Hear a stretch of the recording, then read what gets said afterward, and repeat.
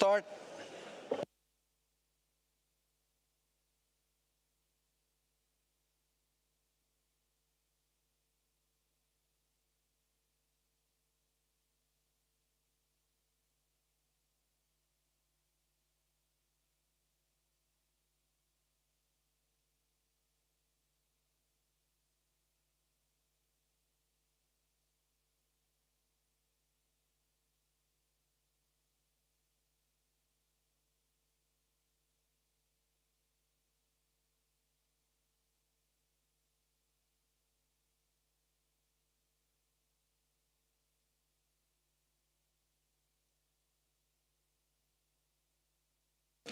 Okay, so we come back to AC 33.8, and I have looked through all the comments and the suggestions, and I've also looked at the mandate that we have been receiving from the COP. So I would propose the following. In relation to that Decision 20AA directed to CITES parties, it would read, CITES parties are encouraged to inform the Secretariat of the development of any methods or analytical tools to support prioritization of marine ornamental fishes which may warrant further research or other considerations as appropriate. That would be 20AA. And we would also change the title, for instance, productivity, susceptibility analysis and other vulnerability analysis. Then BB, directed to the Secretariat shall report any developments from this Decision 20AA to the Animals Committee. In 20CC, directed to the Animals Committee, it would read, the Animals Committee shall review any developments brought to its attention by the Secretariat under Decision 20BB, including the need for further work, and make recommendations to the parties, the Standing Committee or Conference of the Parties as appropriate. And the proposed decisions by Israel, we would in both change parties are invited. We would leave 20 DD otherwise unchanged. And in EE, I have heard parties wishing to strike the whole decision, not having the whole decision at all. I have what is being proposed by Israel, and I do have a suggestion from the United States. So I would propose to go along what I read out now. Parties are invited to review the catalogue of marine ornamental fish species in international trade identified by the workshop and presented in Annex 4 of document AC 33 Doc 44 Ref 2 and identify species of high priority which may warrant further research or other considerations as appropriate. So this would be something in the middle of what has been proposed on the extreme sides of both ways, and that's what I would propose to conclude on that. I see Japan. Japan has asked for the floor. Thank you, Chair. Japan would like to support the proposed by the Chair of the AC. Thank you very much.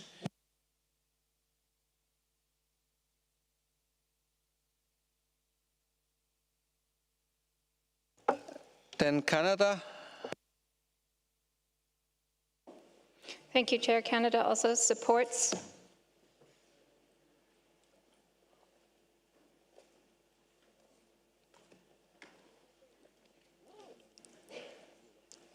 We just had a little comment. Is it a question? Yeah. Thank you, Chair. Over lunch, my microphone has been turned off, but it's been turned off again now. So I don't know what's happening. Okay, now go ahead. Perhaps you've heard enough from Canada. We support your proposed way forward, Chair. I just wanted to confirm, because I didn't hear when you read it, for 20BB, in the original ComDoc, there was an addition of as appropriate from the North American region. I believe that's still included. Thank you for that confirmation, Chair. And I see Indonesia. Thank you, Chair. We also support your way forward. Just to reconfirm, 20DD is deleted, right?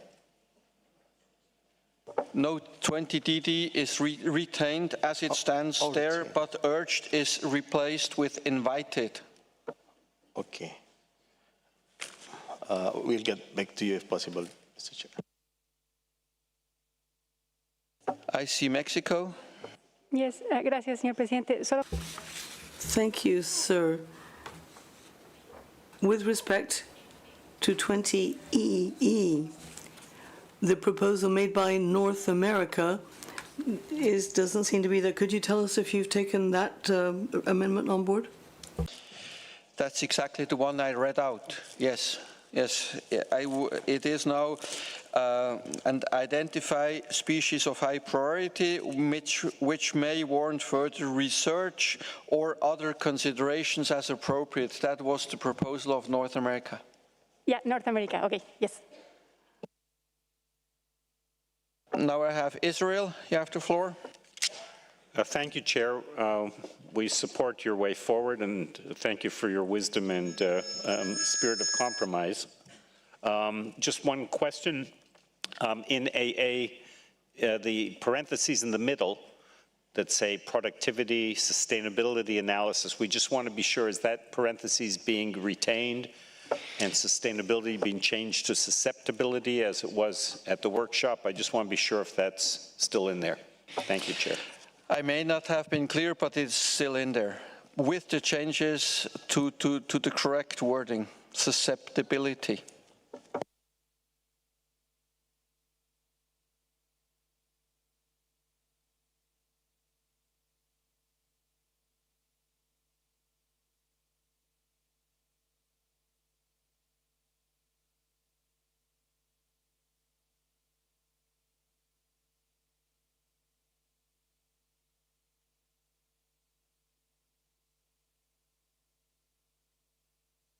Okay, so if we come back to the recommendations in document AC33 Doc 44, the Animals Committee agreed to note the observations from the International Technical Workshop on Marine Ornamental Fishes presented in Annex 3.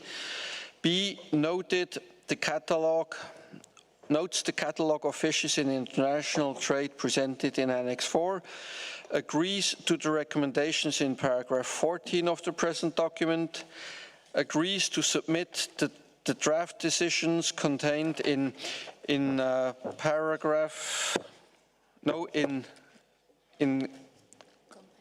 ComDoc number 8 from AC33 as amended in plenary, and agree that decisions 19237 and 19238 have been implemented and can be deleted. So that would be the conclusion. Okay, thank you very much. So we can close that item, and now, give me a second.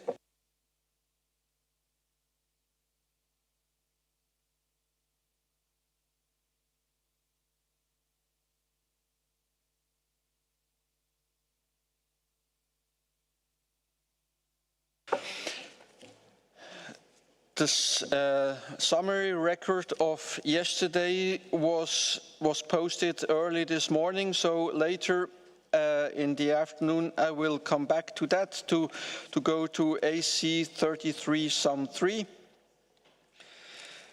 And before we can turn our attention to COM7 on a review of significant trade, we still have one document outstanding that I have to finish.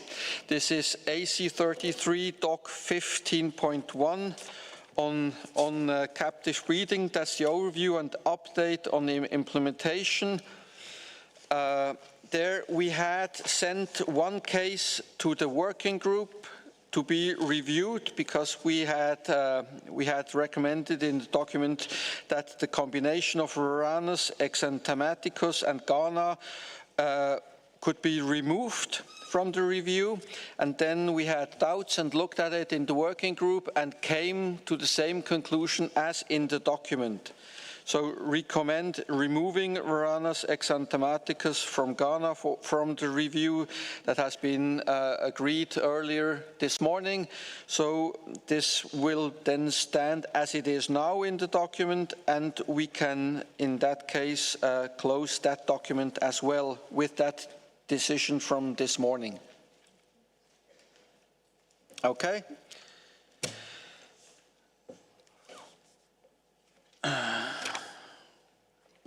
And now we move to AC 33 COM6. Before we go to review of significant trade, sorry, we have to go to AC COM6 first, which is on sharks and rays. So I would invite the chair of this working group, the representative for Oceania, to present the document.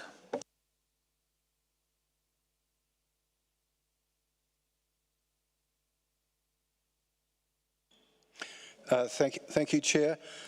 I'd like to thank the members of the very large working group for their really constructive contributions over what was close to a day and a half of deliberations.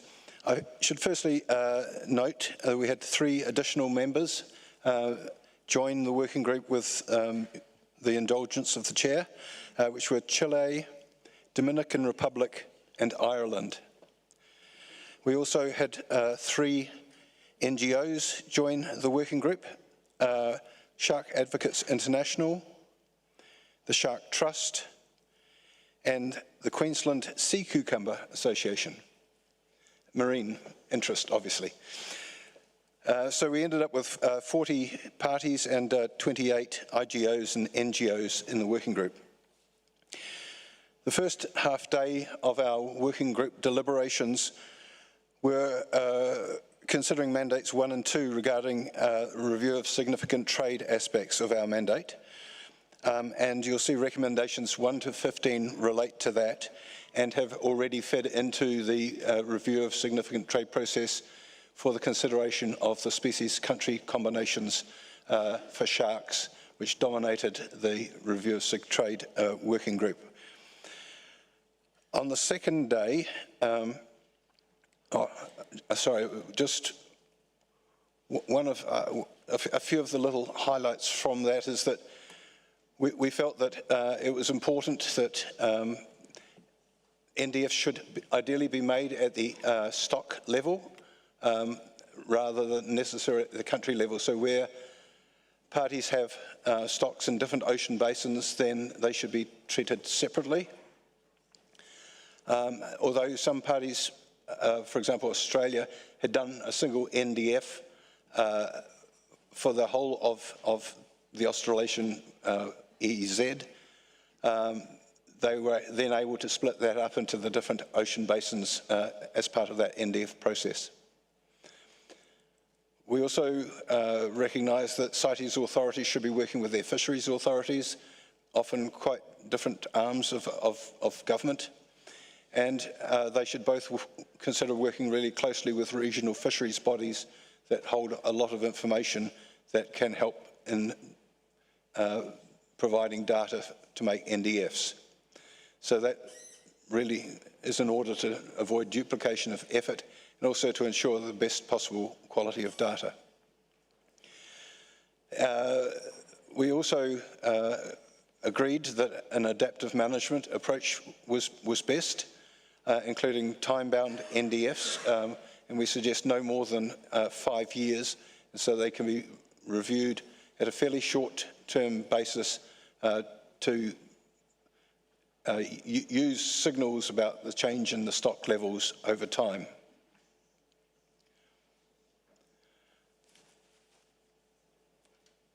We then looked on the second day at the other mandates that the working group was given. So that was included looking through the document AC33 Doc 41 and its annexes. And so the things we were looking at was the review of trade data down at the shipment level. We also followed with interest and discussed with interest the paper by Traffic and Deakin University, which was their deep dive into shark catch statistics and the variations between the CITES databases and the databases held by FAO and by RFMOs.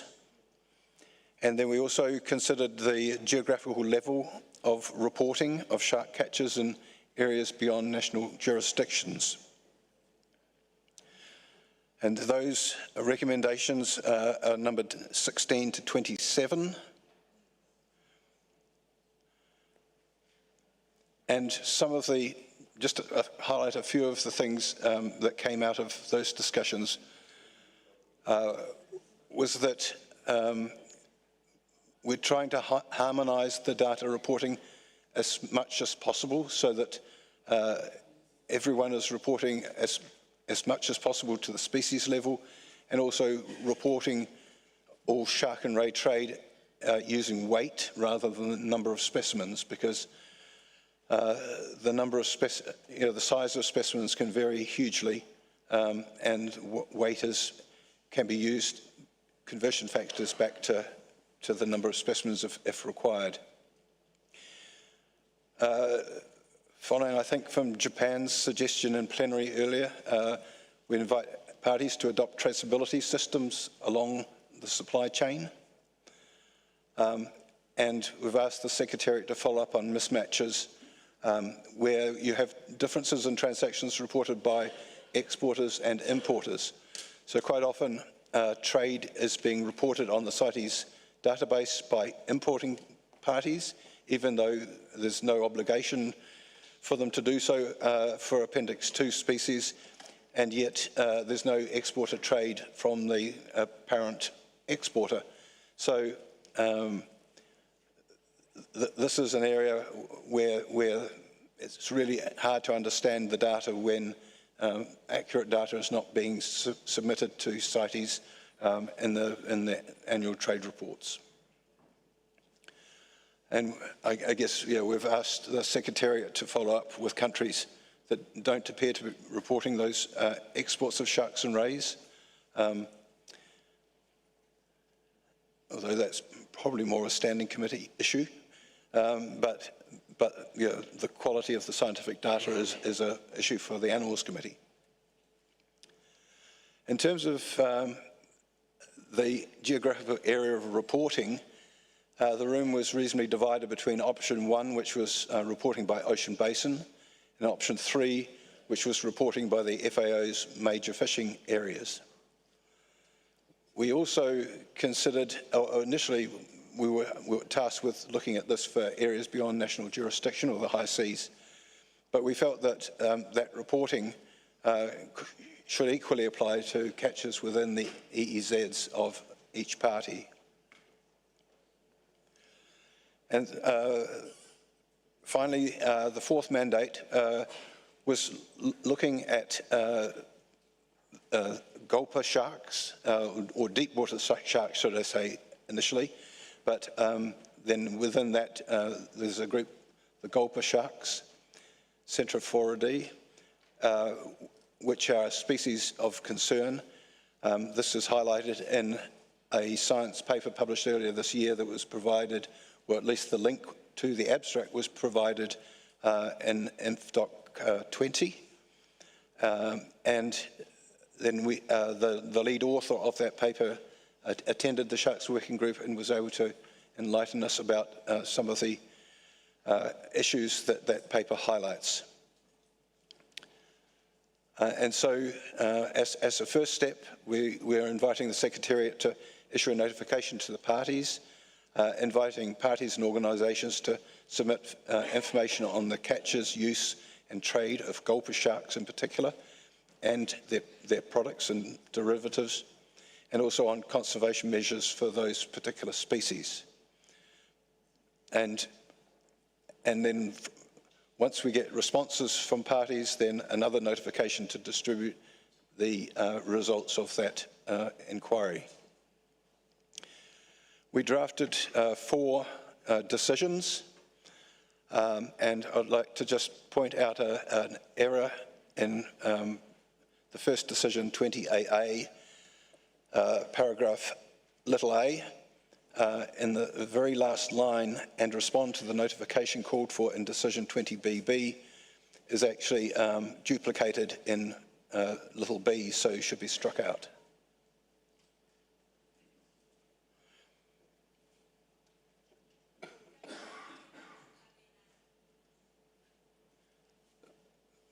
Sorry, someone seemed to be asking a question. No? Okay. And so, you know, these are the 4 decisions.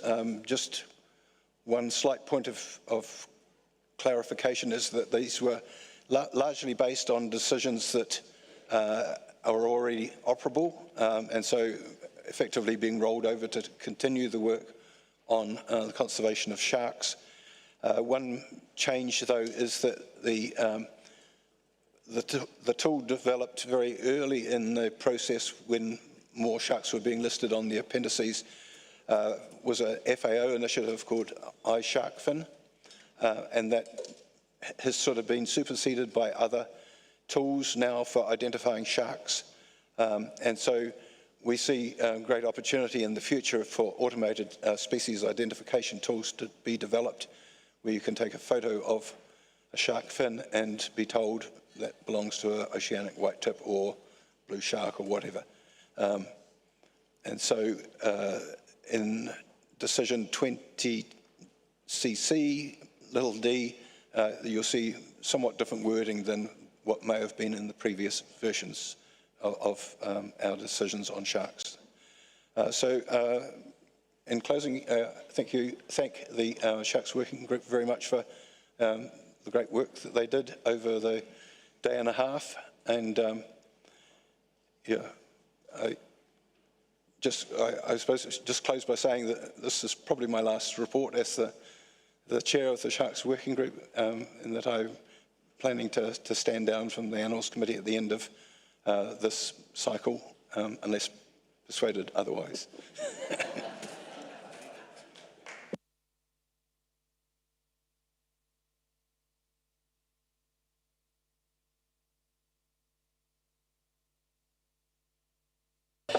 Thank you very much, Chair, for this working group and for your continuous work around that topic, even though you are not a marine person.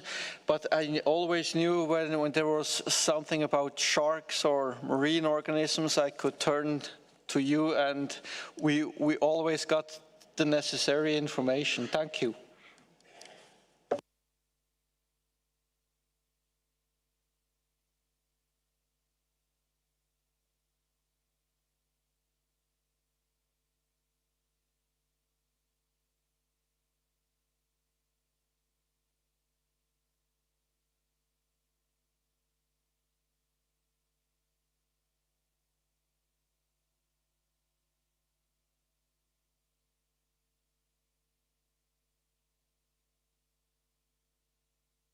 Okay, we do have one comment that for the moment there is no decision directly to the Animals Committee. And I do think we need one. So I would propose to insert before directed to the Standing Committee, so be before decision 20DD, to have a decision directed to the Animals Committee 20DD. The Animals Committee shall review the information collated by the Secretariat in terms of decision 20BB and the results of activities referred to in decision 20CC and make recommendations as appropriate to the Standing Committee. I think we need to have somewhere a decision so that this body can look at this information, the wealth of information that we will probably be getting. And this would then result in making the decision directly to the Standing Committee to become 20EE. And in letter A, it would refer to the review the comments and recommendations under decision 20DD and CC. And we would have to probably for the consideration of the 21st meeting of the Conference of the Parties to make sure it goes to the next COP. Yes, Oceania? Yes, thank you very much, Chair, for picking that up. It was obviously a senior moment that we forgot to put that in. Yeah, we do want the Animals Committee to continue to do the fine work it does on sharks. Okay, so with this, I open the floor for any comments on AC 33 COM6, including the changes just proposed by myself. Members, any comments? Observer parties? I see the Netherlands. Thank you, Chair. And thank you also to the Chair of the Working Group and the Secretariat for their excellent reporting on this meeting. My apologies that I did not bring this up at the Working Group meeting, but I have a comment on Recommendation 15 over rebuilding of stocks on page 3 of the document. This recommendation invites parties to consider establishing a rebuilding plan for depleted stocks to recover them to achieve sustainability measures of Sustainable Development Goal SDG 14.4 and SDG Indicator 14.41. I will read out briefly what these are to explain what my question is. So the SDG target 14.4 is to effectively regulate harvesting and overfishing and implement science-based management plans in order to restore fish stocks. Nothing wrong with that at all. The corresponding indicator is the proportion of fish stocks within biologically sustainable levels. This indicator measures the sustainability of the world's marine capture fisheries by their abundance. A fish stock of which abundance is at or greater than the level that can produce the maximum sustainable yield is classified as biologically sustainable. Also, nothing wrong with that at all. I'm completely in agreement with the targets and the indicators. But using MSY as a measure of sustainability is, as far as I know, new to CITES and illustrates the dualism of exploited commercial CITES-listed species being both a commodity and wildlife. During the review of the significant trade process, we discussed the need for discussion and/or guidance on the use and applicability of this principle, and I would be more than happy to contribute to this process. But before that time, I would suggest to change this recommendation, and I have a suggestion for text which I shared with the Secretariat. I will read it out as slowly as I can. Recommendation 15, invite parties to consider a rebuilding plan for depleted stocks through fisheries and conservation management measures to ensure that any offtake does not adversely affect the abundance and structure of the stock or the role of the species in the ecosystem. Thank you, Chair. Thank you, Netherlands, for this. I open the floor to India. India, you have the floor. Thank you, Chair. India thanks the Chair and the members of the in-session working group on sharks and rays and appreciates the work carried out by the working group and the Secretariat for developing AC 33 ComDoc 6. We wish to seek a small clarification on the document. Resolution Conf 12.8 Rev Cop 18 provides for a procedure for species countries for inclusion in the review of significant trade process. We are unclear as to what purpose would be served distinctly by paragraph 11 in page 3 of AC Com Doc 6. We feel this paragraph may not be required to be in the recommendation paragraph, as it might be duplication of existing procedures. Further, in paragraph 15, we would like to suggest for inclusion of / national plan of action for sharks after the words rebuilding plan. Thank you, Chair. Can you repeat the last one, please, so that we can capture it, and please slowly? Rebuilding plan in paragraph 15, word / national plan of action for sharks could be included.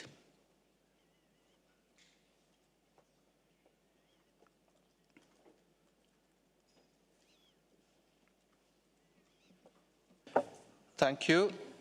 I think we have captured that. I see Portugal. Thank you, Chair, and thank you to the Chair of the Working Group for the excellent work he has done, as usual. And we fully align ourselves with the suggestion made by our colleague from the Netherlands. Thank you, Chair. Thank you. Anybody else asking for the floor? Parties? I see Europe. Europe, you have the floor. I think we are just at the beginning of comprehending these details, but I see no problem with the recommendation made by the Netherlands. Thank you, Europe. So we do have support. I see Canada. Canada, you have the floor. Thank you, Chair. I'm actually reacting to the point raised by India on number 11, inviting the Secretariat to consider the feasibility of an RST process. I'm not entirely sure what we're inviting the Secretariat to do in that one, given that the RST process is quite clear on who makes decisions. And if the concern or if the wish is to design sort of a different type of process, I think that's more something that should be taken to the COP. So not entirely understanding the scope of this. On the surface, I would agree with India to delete 11. Thank you, Canada. I would like to go back to maybe the chair of the working group to explain what was the intention of point 11, because there seems to be quite confusion or concern that this would not be necessary. So maybe that you can delve on that a bit, explain to us what was the discussion and why was this issue worded the way it is? Yes, thank you, Chair. Yes, the working group was looking at the way this new process of species country combinations works and aligning that with the recommendation from the group that we look at it at shark stocks rather than at a party level. And for example, don't want to pick on them, but Mexico has been in the limelight at this meeting. So they have a Pacific stock of scalloped hammerheads, they have an Atlantic stock. And so the stock should be treated somewhat differently. And so part of our review of sig trade process would be the normal process to start with, to identify high priority species in international trade in accordance with the current rules and regulations we have. And so that's where there are major changes in volume, especially for critically endangered species, etc. But then look at which it could be both or multiple of the stocks could be affected. But if it may just be one of the stocks. So for example, it might be the Pacific stock that is contributing greatly to that rise in trade that is picked up through the UNEP WCMC's process of selecting species. And so once you then home in on the Pacific stock and ignore the Atlantic stock, for example, then you'd be looking at a species country stock combination rather than just a species country combination. Does that help? Thank you. I understand that. I only see that in the first recommendations that you have made, you are making this guidance more or less already, because what you have been providing as guidance to the working group is more or less this and can be applied. So I don't know if we need to invite the Secretariat to do that again. Maybe I'm not quite understanding if that would be a different thing to do, because the guidance, you have been given guidance to the RST working group on these matters.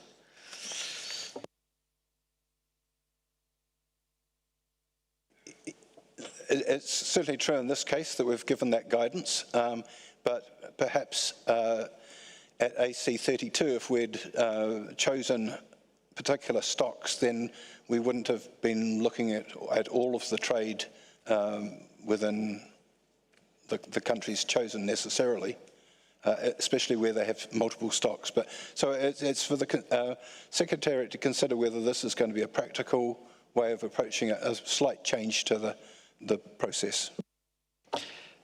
Thank you. I see Canada. Thank you, Chair, and thank you to the Chair of the Working Group. That was super helpful in terms of understanding the intent here. I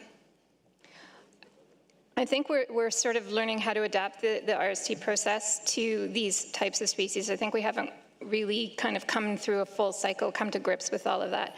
So I'm not quite sure at this time if it's worthwhile asking the Secretariat to consider how to change the process, which I'm presuming would involve amendments to the existing resolution. I feel like there's some more learning that we need to do and understanding. I do take the point that the working group was looking for ways to create some efficiencies, which I very much appreciate, as you know. But at this time, I think I would rather, if the committee might want to take note of the advice to consider adapting the RST process at some point, but I'm not quite sure at this time it's useful for the Secretariat to undertake that task. I feel like as parties involved in the process, I would like a little bit more experience with it before making some direction to start considering changes. Thank you, Chair. Thank you. I tend to agree with this. I see Mexico has asked for the floor.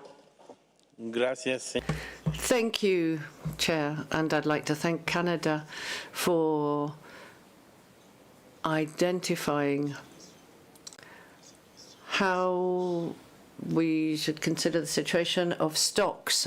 The language we have now is complex when we talk about a process for the review of significant trade, which creates an idea that's very confusing with processes that are running in parallel.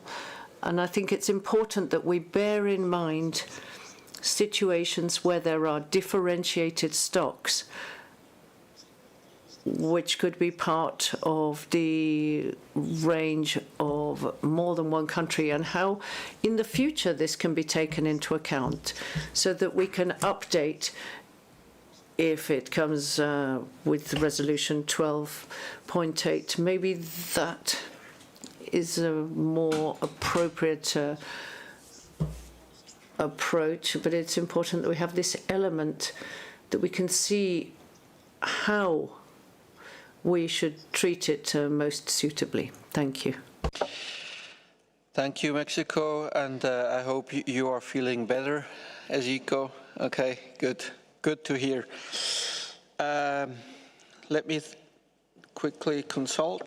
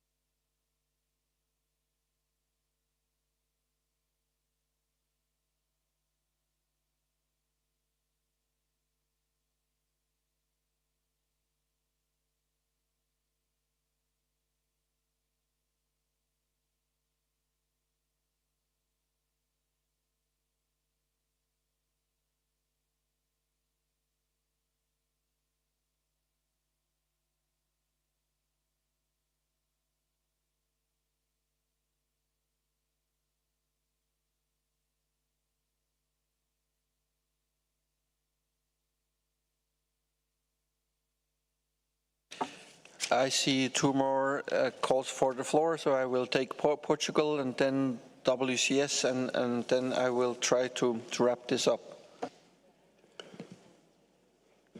Thank you, Chair. Despite we understand the reasoning expressed by Canada and the concerns regarding new introduction in the process of RST, we believe that the committee is just inviting the Secretariat to consider the feasibility. If the Secretariat considers it's not feasible, well, it's up. We stay at the same point, but we believe it's important to have some reference to this situation here. So, for the sake of clarity to all the parties that are dealing or are involved in this process. Thank you. I see WCS.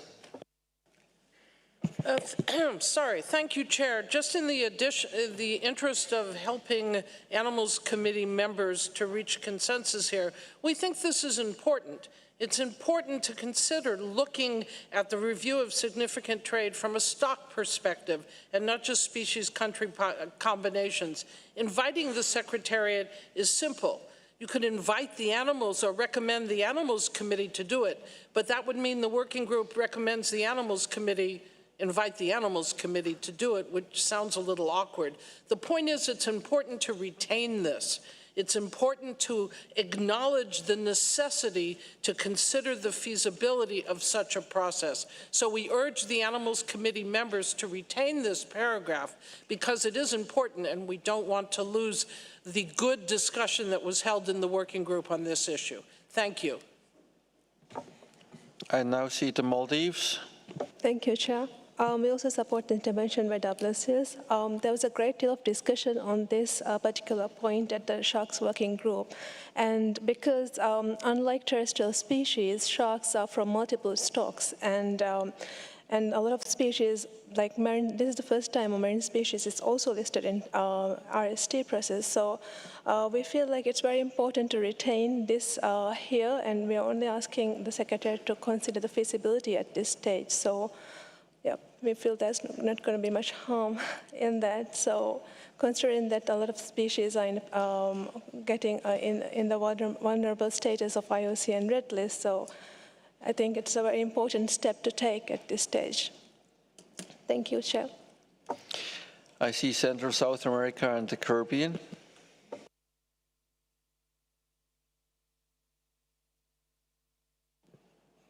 Yes, thank you, Chair. I think the invitation to the Secretariat to consider the feasibility of RST process for sharks and rays listed in Appendix 2 is interesting because when you look at the number of species that are now listed in Appendix 2, it's a huge number of species. And the question that comes to my mind is, how are these countries going to manage to satisfy all the information needs of an RST process for all of these species at the country level?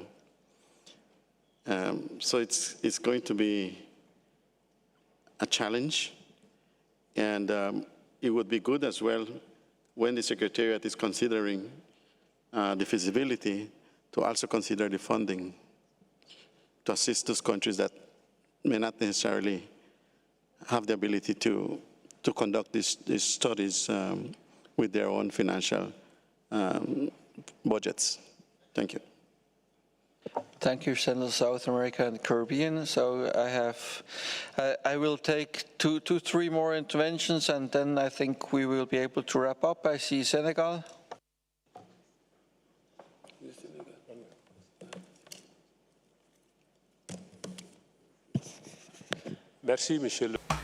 Thank you, Chair, for giving me the floor. I think, as some have already said, the Maldives, Portugal, WCS, There was a lot of debate at the working group, and we reached this conclusion, and it's very important to us. So Senegal would like to call for this paragraph to be maintained and kept here. Thank you. I see Panama and then Mexico.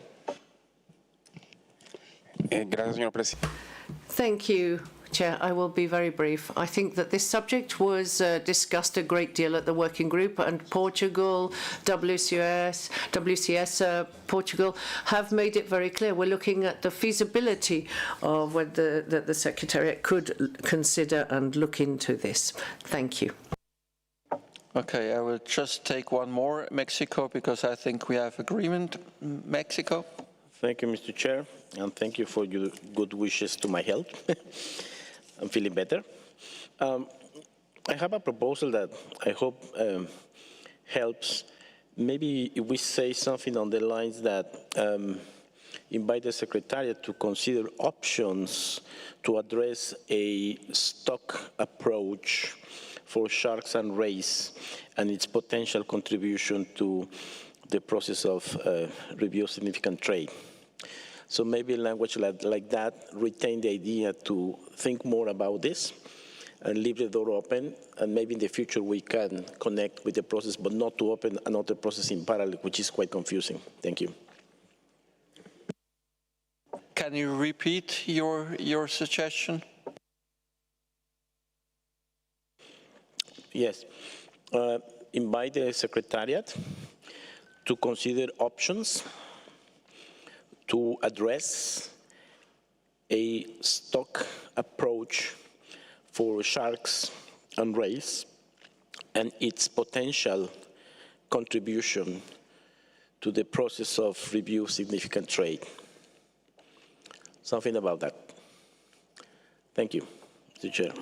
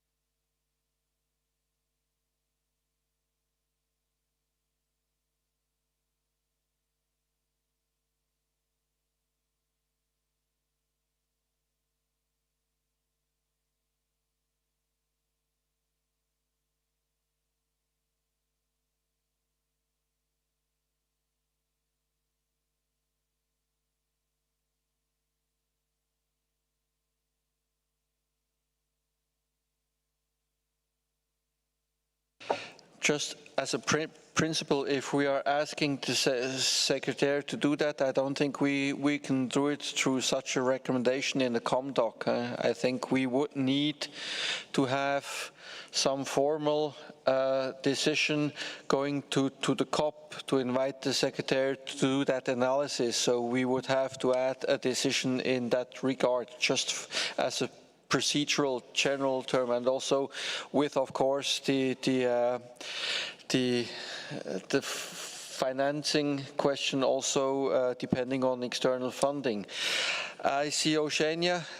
Are you going to react to Mexico's proposal? Yes, I will react to the various parties that have spoken on this. Is that I guess in the Sharks Working Group we were sort of looking into the future as to ways we might approach review of trade for sharks in the future, because I mean currently parties report their trade not at the stock level but at a country-wide level. So obviously when you're looking at the feasibility of doing this, then it requires parties to report their trade at a stock level, not at country level. So it's not something that's going to come in at COP20. It's something which we're working towards in the future. And so I'd like to see the Secretariat look at what issues might like that might affect such an approach. It's not to say we want to necessarily go down that route, but it ties back in with the need to do NDFs at a stock level or stock by stock rather than at a country level in general. And can I also just, while I've got the floor, respond to Central and South America about capacity building assistance, that is built into decision 20CC as the first item of that, so that we're very cognizant of the need for more capacity building and assistance for parties. Thank you. But would you see that the proposed wording by Mexico would cover what you just said, because it's quite general and it could include a lot of things to look at, you know?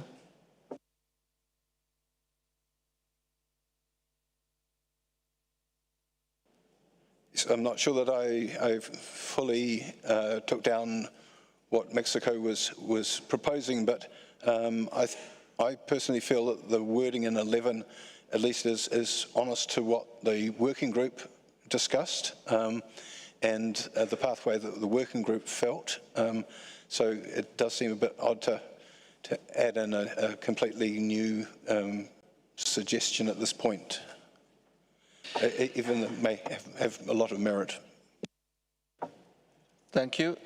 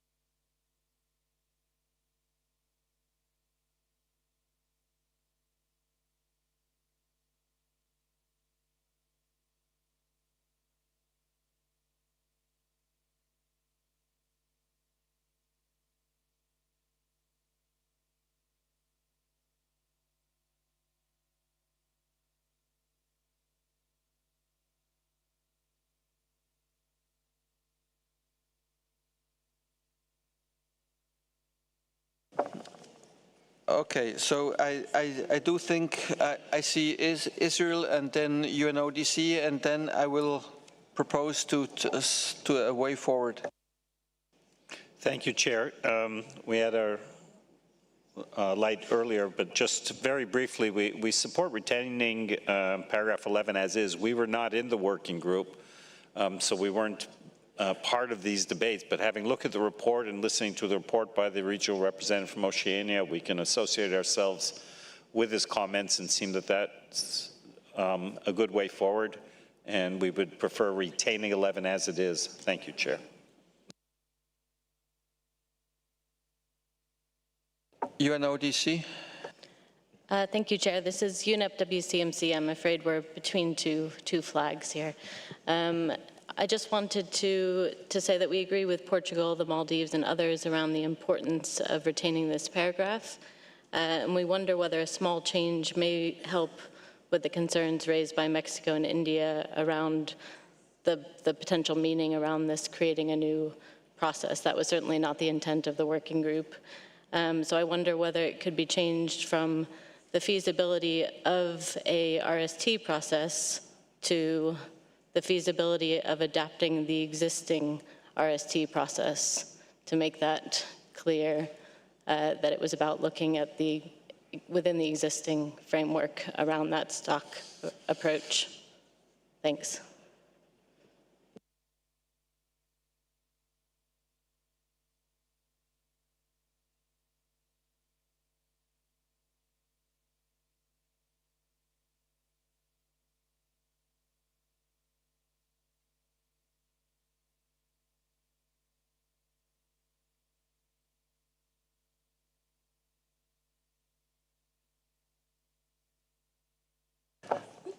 Okay, so it's to make it clear that we will submit a decision to the COP, then the Animals Committee would in that case invite the chair of the Animals Committee in his reporting to the COP to propose a decision to invite the Secretariat, subject to external funding, to consider the adapting of the existing RSD process for sharks and rays, and the rest remains the same. So we do have a process that will ask me as chair in my reporting to propose such a decision to the COP.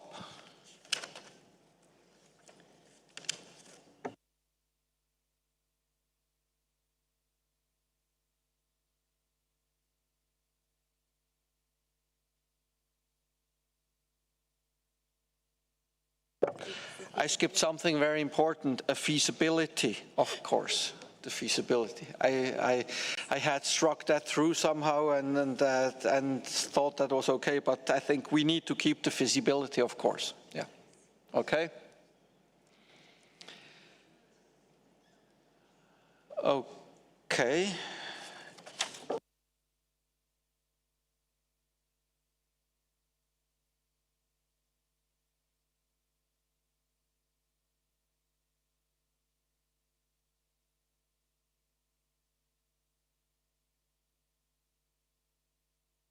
Okay, this solves that issue. Do we have any other comments or issues also from observer organizations on that document?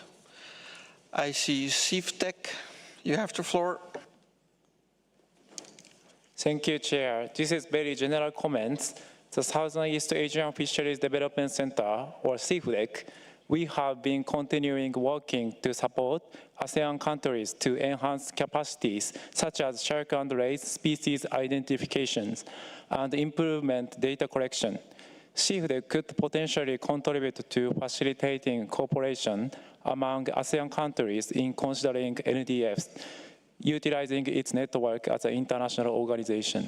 Thank you, Chair. Thank you for this proposal, CITES. It is certainly welcome. I don't see anybody else asking for the floor, so give me a minute and I will wrap up.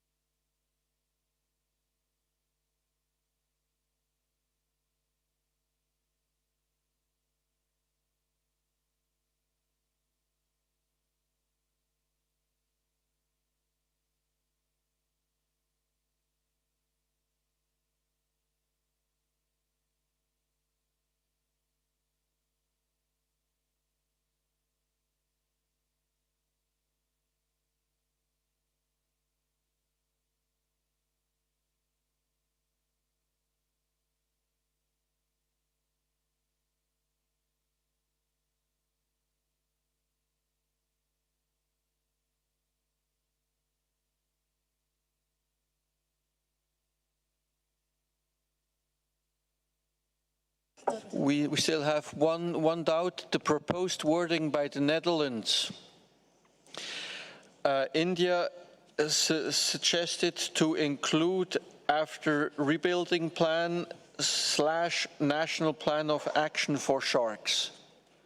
So I'm not really sure if that fits, or if you can agree on that. Please think a moment about that, and I will come back.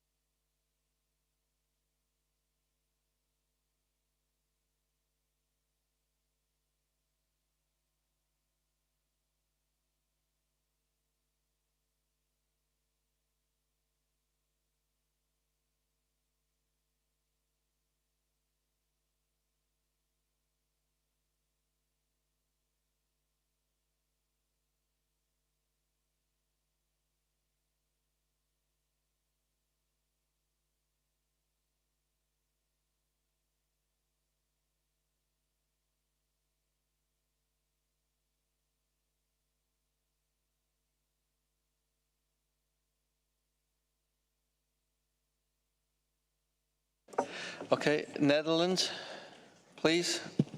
Thank you, Chair.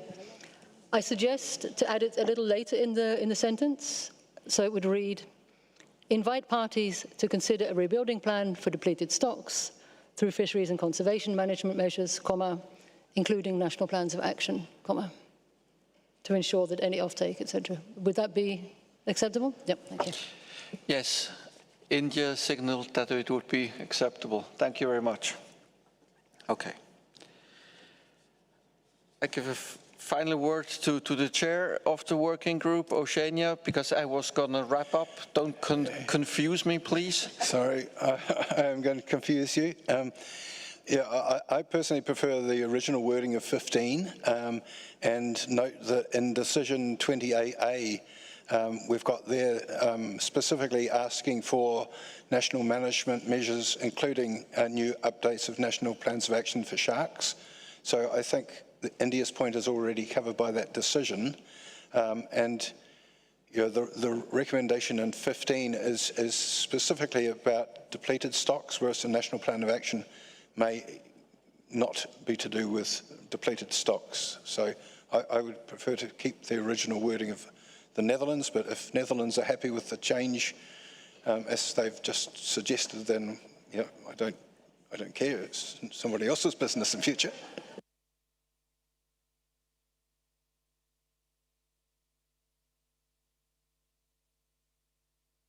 Easy for you to say now, yes.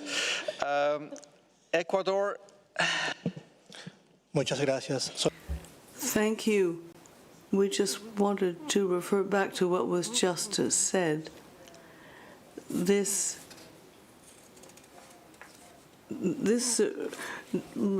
recommendation doesn't necessarily have to do with the recovery, so we would prefer to stick to the original language. Thank you.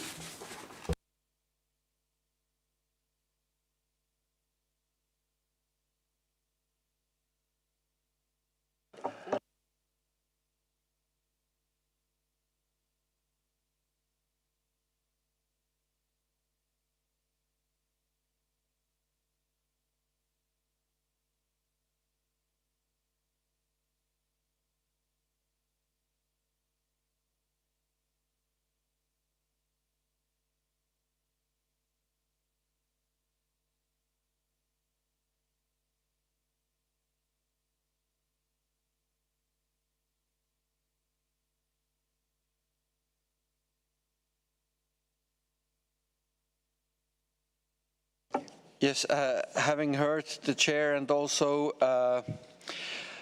Ecuador, I do think it's true in this recommendation we are really talking about rebuilding plan for depleted stocks, and this is not necessarily what is being asked by India, and we have the explanation of the chair that the concerns raised by India are already contained in other recommendations that, or in the work that has to be done. So I do not want to be redundant and really confuse parties. So I would also prefer to stick to the original language from the Netherlands. Okay. So I try to wrap up now. So the Animals Committee agrees on the recommendations as contained in AC 33.6 with the following amendments. I will not read out the part 11, but the idea is to ask the chair in its reporting to the COP to propose a decision with that effect of paragraph 11 as amended on the floor. Also, the changes proposed by the Netherlands on paragraph 11, or on recommendation 15, sorry. Then also agree with the changes on decision 20AA to delete and respond to the notification called for in decision 20BB proposed by the chair because it is redundant. And also the insertion of a decision before decision 20DD as proposed by the chair of the Animals Committee to have a decision that the Animals Committee will look at these issues, and the consequent changes in decision 20DD as it currently is to DE and the addition of 20DD in letter A and the change to the 21st meeting of the Conference of the Parties. And also the changes in the membership by adding 3 parties, Chile, Dominican Republic and Ireland, and also 3 observer organizations as read out by the chair in his presentation of the document.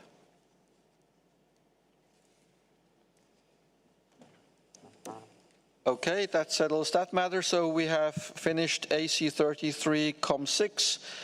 And we now turn our attention to AC 33.7 on review of significant trade in specimens of Appendix 2 species, and I give the floor to the chair of that working group, representative of Europe. Thank you. Besides the working group members added during the plenum, the chair of the Animals Committee has allowed that the Manta Trust, Shark Advocates and Shark Trust were added to the working group. The working group then consisted of 5 members of the Animals Committee, 37 party observers and 35 IGOs and NGOs observers. It was regrettable that a few parties which have been selected for the review of significant trade could not be present at the meeting, what limited the possibility to discuss their cases. As the representative of North America was not able to chair the session of the working group, both sessions were chaired by the representative of Europe. During 2 sessions of 3 hours each, the working group had to assess 2 species country combinations from document 14.2 and 20 from document 14.3 Ref 1. Some of the cases have been solved fast and unanimously in agreement, and others have been quite controversial. In respect to the workload, it was fortunate that several parties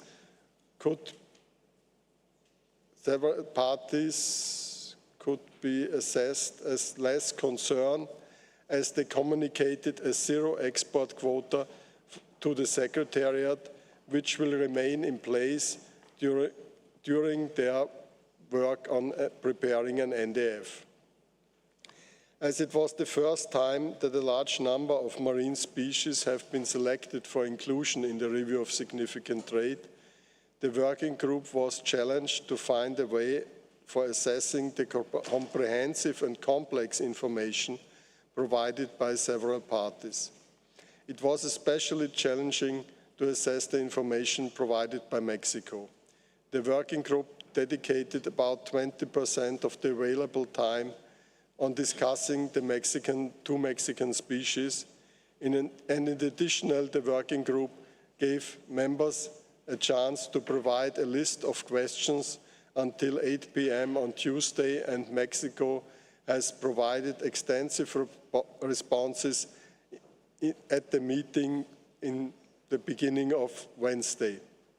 Despite all efforts, it might be fair to conclude that it would require days to analyze just such a complex case. In regard to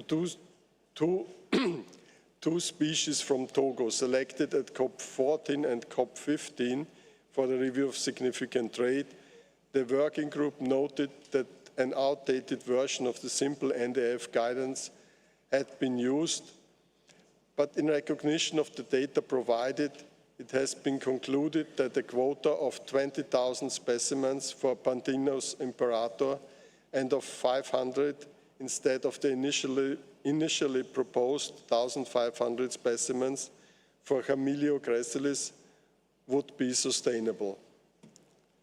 All other species in the agenda were selected after COP19.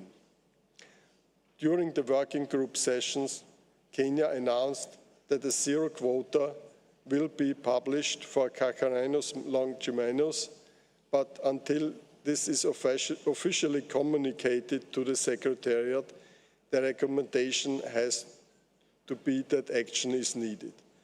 For Yemen and Uzbekistan, the primarily recommendation was conditional to a zero export quota, which has, at the time of the working group meeting, not been officially communicated to the Secretariat. Therefore, the working group recommends to reclassify Sphyrna levini and Cacharhinus longimanus from Yemen and the Studehouse fieldii from Uzbekistan to action is needed. The working group also recommends to change the assessment for Sphyrna levini and Sphyrna mocaran from Mexico from unknown to action is needed. For all other species country combinations, the working group recommends to retain the initial assessment as shown in AC 33 Doc 14.3 Ref 1. Accordingly, the following species recommended to be assessed as action is needed: Cacharhinus longimanus, Kenya and Yemen; Mobula spp, Sri Lanka; Sphyrna levini, Kenya, Mexico, Nicaragua, Sri Lanka and Yemen; Sphyrna mocaran, Mexico; Kinixis homeana, Ghana; Python regius, Benin, Ghana and Togo; the Studehouse fieldii, Uzbekistan. Whereas Cacharhinus longimanus from Oman and Senegal, Sphyrna levini from China, Indonesia and Oman, and Siminocalia crassicolis from Indonesia are recommended to be released from the review of significant trade as less concern.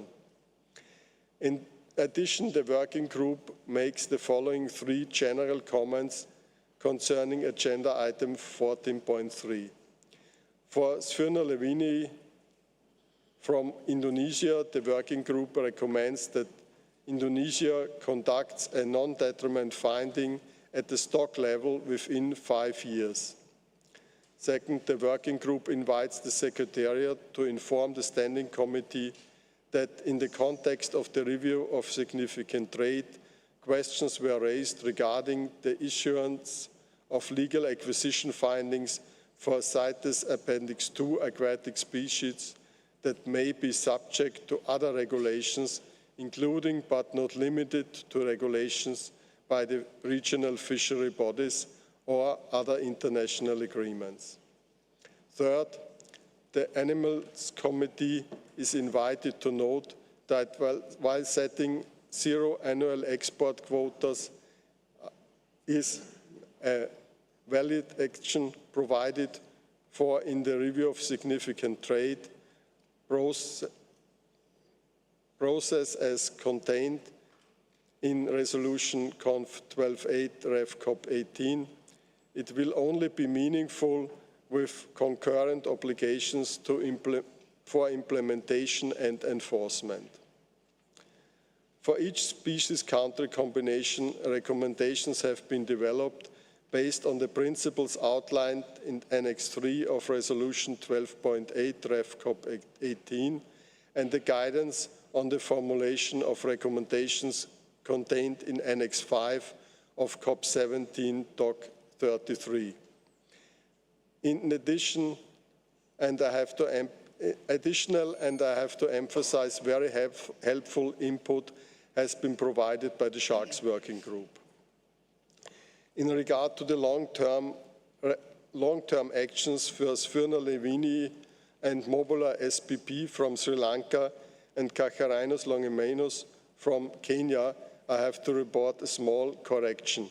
The Secretariat thankfully recognized that under point E, the sentence needs to end with "as the basis for NDFs" instead of the erroneously inserted text for countries which have issued a reservation for the respective species.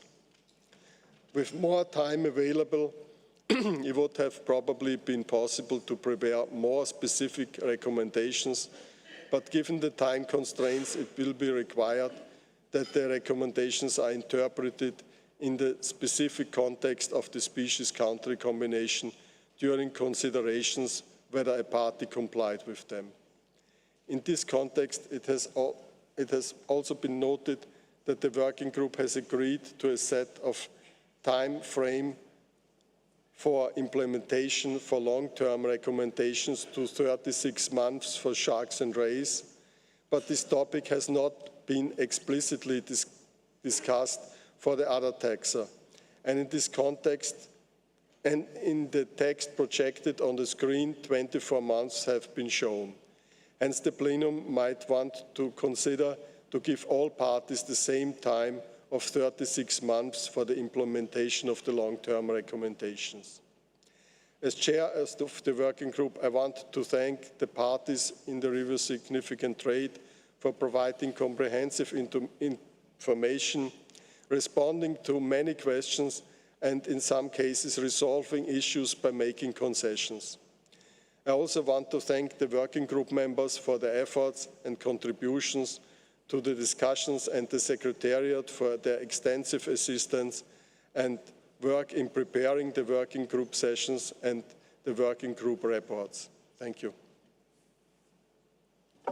Thank you, Europe. Thank you, Gerald, for your hard work and for your patience. I see Israel has asked for the floor. But yes, thank you. Just some clarification. First of all, thank you to the chair of the working group for presenting this complex issue.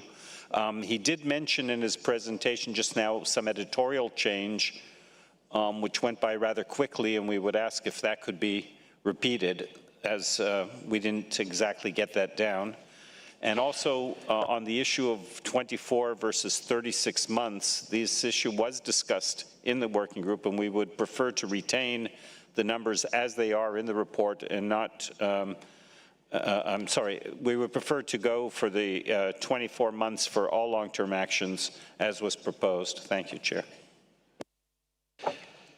Thank you. The comment that the chair made was in relation to the following species country combinations long-term actions. It's Sphyrna Lewini for Sri Lanka, Mobulo SPP for Sri Lanka, and Carshorinus longimanus for Kenya. They're in the long-term actions under Roman 4. We do have a wording. It reads now, undertake science-based studies on the status of the species, and then the brackets, including an evaluation of the threats to the species for use as the basis for certification to the effect that the competent scientific institution has advised that the export will not be detrimental to the survival. That part, certification to the effect that the competent and so on, should be replaced for NDFs. So not certification, but for NDFs. So the whole part, certification to the effect that the competent scientific institution has advised that the export will not be detrimental to the survival of the species, will be replaced by NDFs. In all these cases, in all these 3 species country combinations.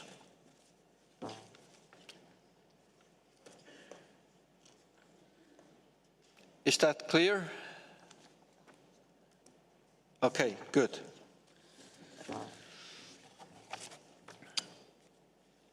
Now I open the floor first to members for any comments, or because everything is clear apparently, so I open the floor for comments.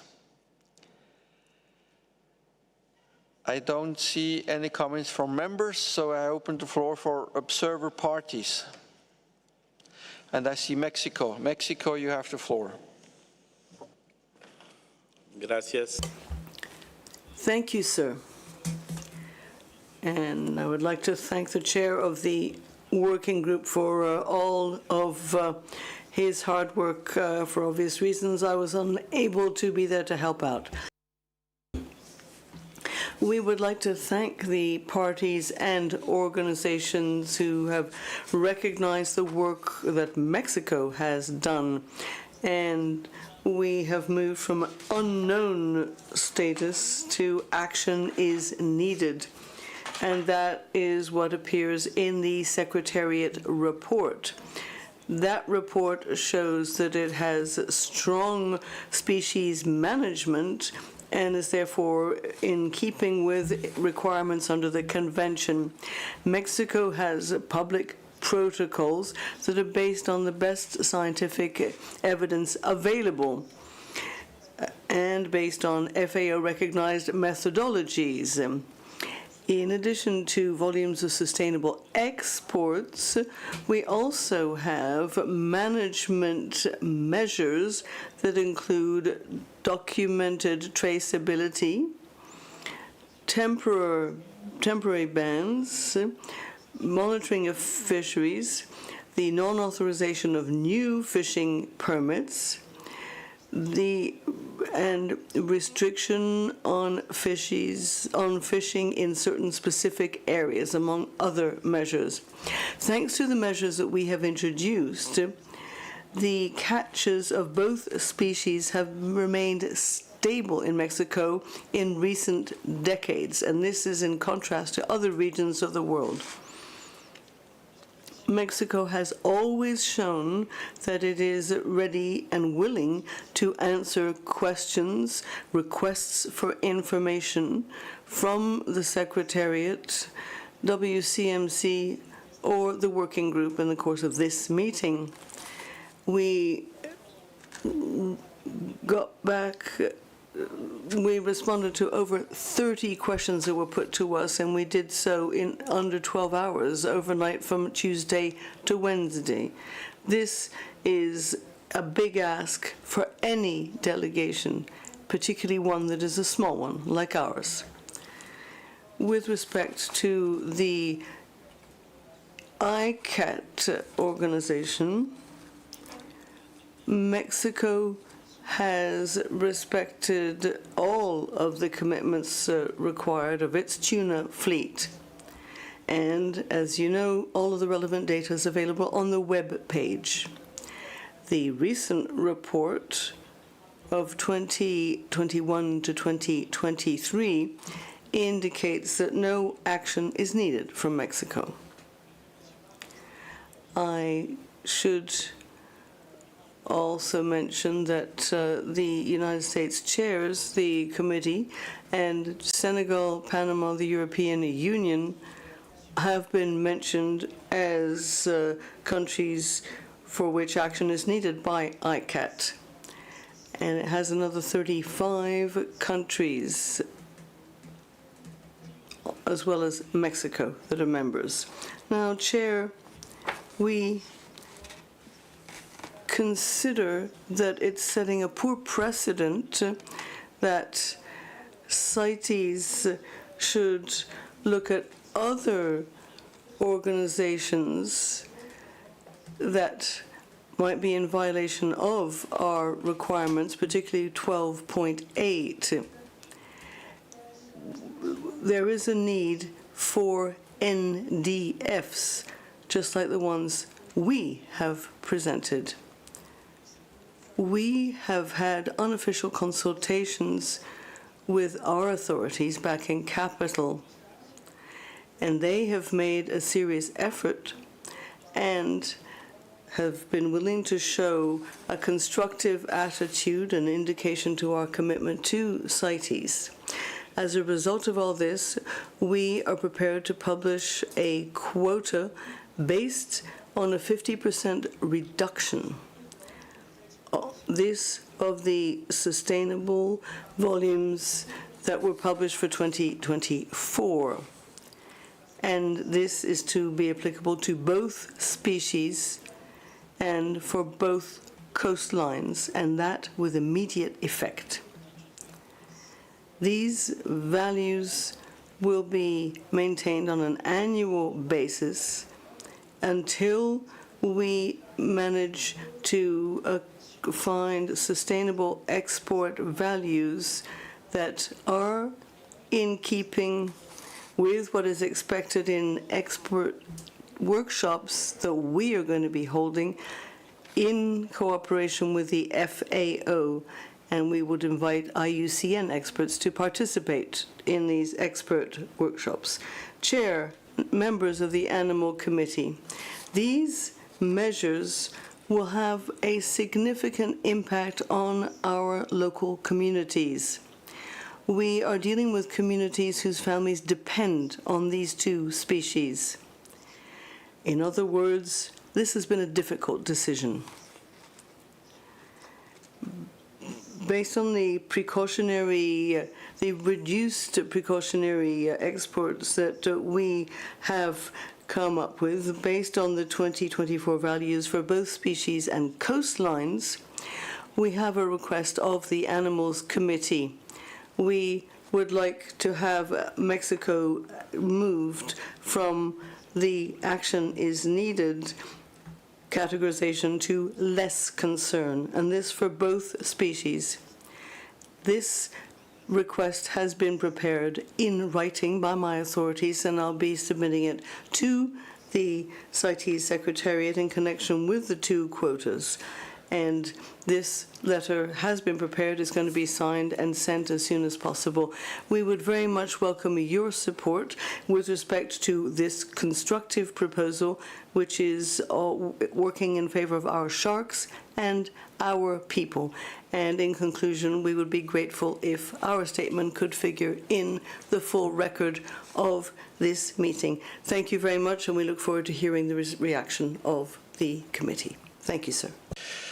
Thank you, Mexico, and I can assure you your statement will be reflected in the summary record. And also thank you very much for your hard work and your flexibility in this and your proposal. Members and parties, you have heard what Mexico is proposing. They are proposing to reduce the export quota by 50% on both species with immediate effect, and request that these two country species combination be reclassified to less concern. So I open the floor for comments from the members first.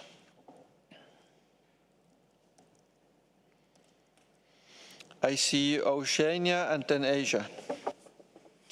Thank you, Chairman. And I'd like to thank Mexico very much for a lot of work they've done during the course of this meeting and for their offer of reducing the quota to 50% of the original quota.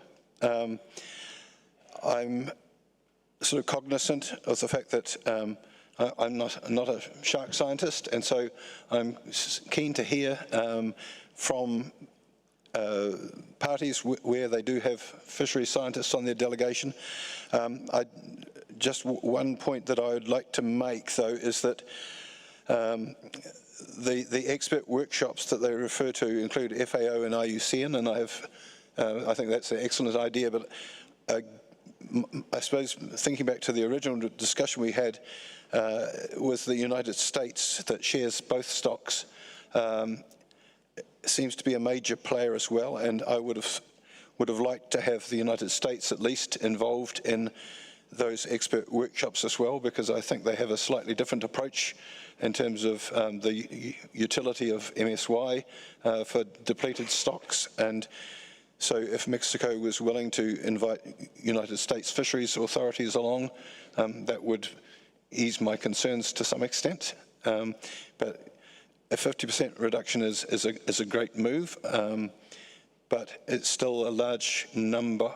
Well, the volumes are still very high for a critically endangered species, even at a 50% reduction, but I'm keen to hear from fisheries people in the room. Thank you. I now give the floor to Asia. Thank you, Mr. Chairman. And the information provided, Asia wants to support Mexico, moving the species from action needed to least concern. Thank you. I see Senegal.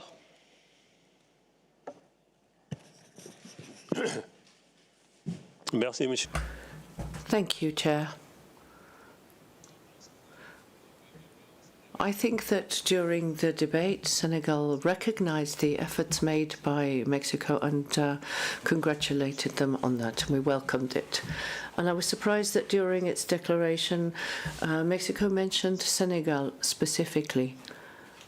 I would like, in that case, to hear Mexico repeat what they said about Senegal, because we'd like to hear it again. Thank you. Thank you, Senegal. I will go back to Mexico on that. I see China. China, you have the floor.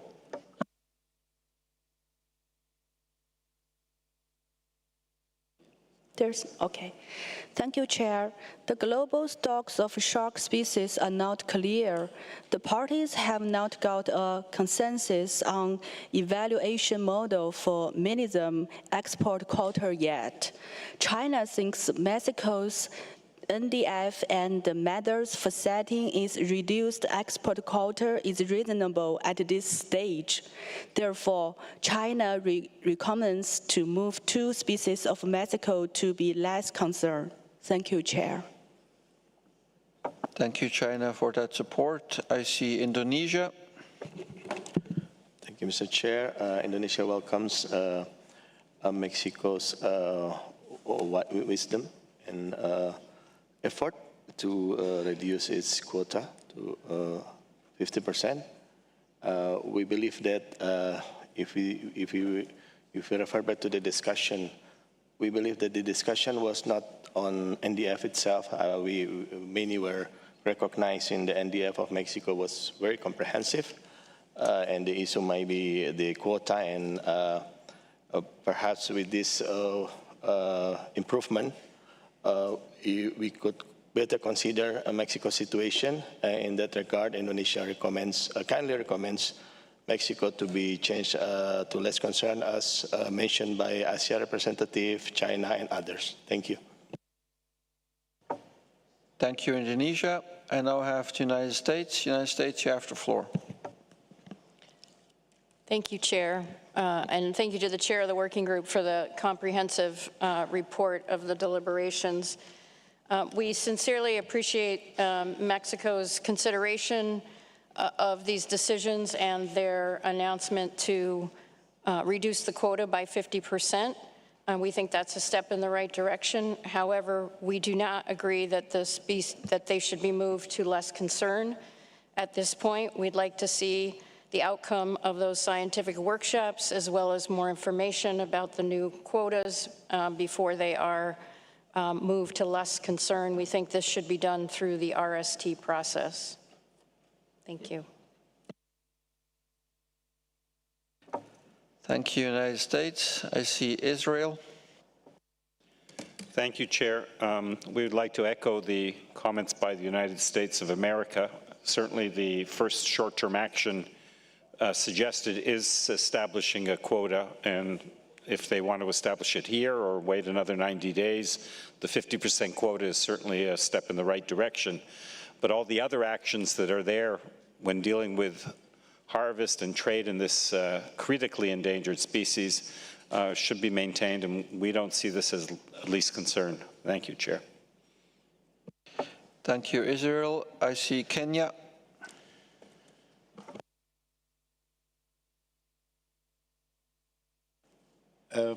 Thank you, Chairman. Kenya notes with a lot of interest the submission that has been made by Mexico.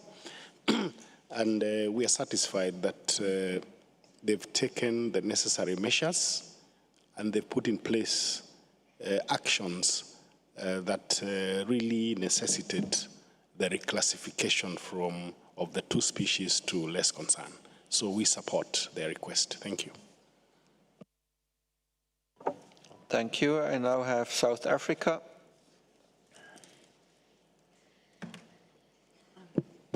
Thank you, Chair. Considering the socio-economic issues relating to these two fisheries, and that this reduction of the quotas, as proposed by Mexico, is in accord with the analyses presented by the FAO at this meeting, and also considering the robust NDFs undertaken by Mexico, South Africa would like to support their proposal to reduce their quotas and move them to less concern in the RST process. We recognize their efforts in conducting a comprehensive NDF and the impressive amount of work they have done in this regard. We certainly regard them as leaders in conducting NDFs for shark species. Thank you, Chair. Thank you, South Africa. I have the Maldives. Thank you, Chair. We acknowledge and congratulate Mexico on the work that they've done. We would like to reiterate and support the statement from the United States in retaining the reduction in relation to the quota through the RST process. Thank you, Chair. Now open the floor for Netherlands. Thank you, Chair. And thank you also to Mexico for the steps they've taken. I find this very difficult. I had notes prepared to discuss this, but I think it's a very difficult conversation to have. There are different predictions. I found an article from 2011 that was talking about the population was 17% what it used to be, but then it was 45% of MSY, and if you halved the catches, it would recover with 85%. I think we're talking about this sort of percentage, and I find it very difficult to make a complete decision about it here. I appreciate very much what Mexico has done. I think the workshops and the reducing the catch will move us forward. I also did have some concerns about the model used, but I think all in all, although I understand that Mexico wants to be removed from the process, I do feel that I would like to see the results of these things, the results of what they've suggested moving forward. But having said that, I really, really appreciate the work they've done and the efforts they've taken to come to terms, to meet the requirements brought about by this commission. Thank you very much. Thank you, Netherlands. Canada. Thank you, Chair, and thank you as well to Mexico for for their intervention here and also for taking the time to respond to some questions and provide more information to Canada, including our fisheries experts who are present. We appreciate the work Mexico has done. We appreciate that Mexico is demonstrating a commitment to making robust, non-detriment risk findings, which is the expectation here. And so in that regard, Canada is comfortable to support Mexico in removal from the review of significant trade and encourage them to continue with the activities, including this workshop, which we will think will be very helpful. Canada also takes in particular note to the comment Mexico made in relation to ICCAT and ICCAT compliance. Canada agrees that we should not be making our decisions here based on compliance with other commitments or other international commitments. In this regard, Canada also has a remark related to general comment on 14.3G, which I'm happy to hold until after we conclude this part, but I'll just flag that we do have a comment. Thank you. Thank you, Canada. Germany. Thank you, Chair. We align ourselves with the comments made by the United States, Maldives, Netherlands, and Israel. We would also like to see Mexico retained for both species in the process, and of course also highly appreciate the immense effort Mexico has taken during the last days to provide more information, and would deem it of course also a very good first step, but would like to see to implement these 50% reduction as part of the short-term actions in the RST process, and would like to see then further see the results in the process. Thank you. And finally, Tanzania. Thank you, Chair. Tanzania align ourselves with the other countries that have appreciated the work that Mexico has done in terms of management of the two species under review. The reduction of quota to 50% is a huge commitment, and we really appreciate and commend the effort by Mexico. And this is the application of the precautionary approach, and Mexico should be awarded an opportunity to be moved from the species of action needed to the less concerned. So Tanzania align ourselves with other countries in supporting Mexico proposal. I submit. I see Central, South America, and the Caribbean. You have the floor. Thank you, Chair. I think that Mexico's decision to reduce its catch quota for these two shark species is a really good step forward. And the development and implementation of their NDF is robust as it can be. I think that it would be in the interest of the conservation of the species to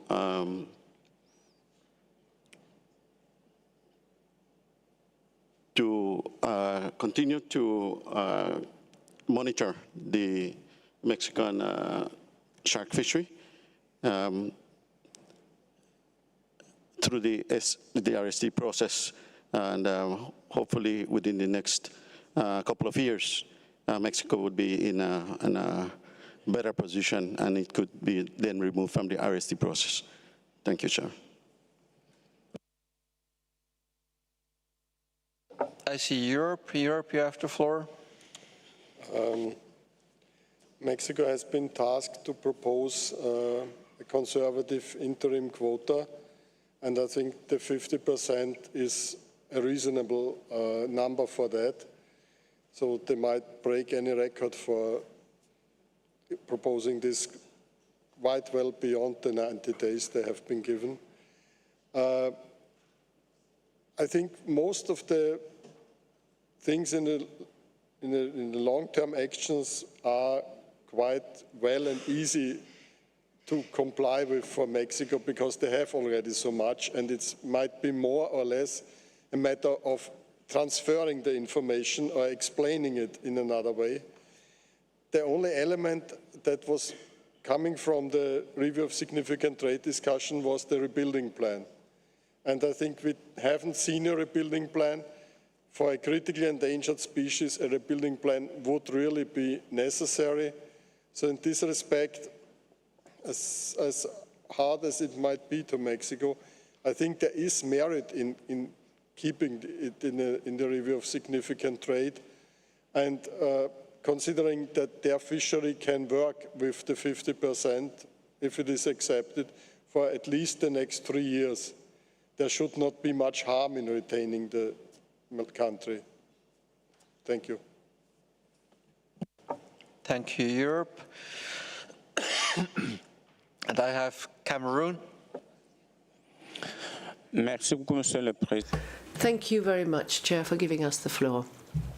Cameroon would like to congratulate Mexico on the efforts made and joins its voice to all countries that have supported Mexico's proposal with a 50% reduction of the quota proposed and to change the status to less concern. Thank you.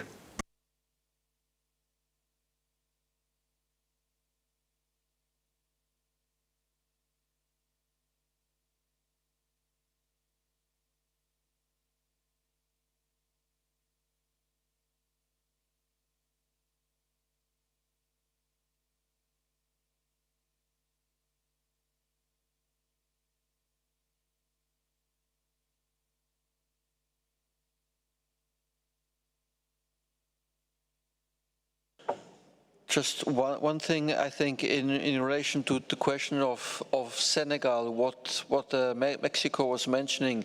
Mexico was mentioning that Mexico is not in the recent report from ICAT as they are with no action needed listed, but there are other parties with action needed, such amongst others Senegal. That's what was the mentioning of Mexico. But I do not really want to discuss ICAT matters here. This was just a mentioning of facts that are published, and that's why I don't really want to start discussing ICAT matters here. But just as an explanation to Senegal, why they were mentioned.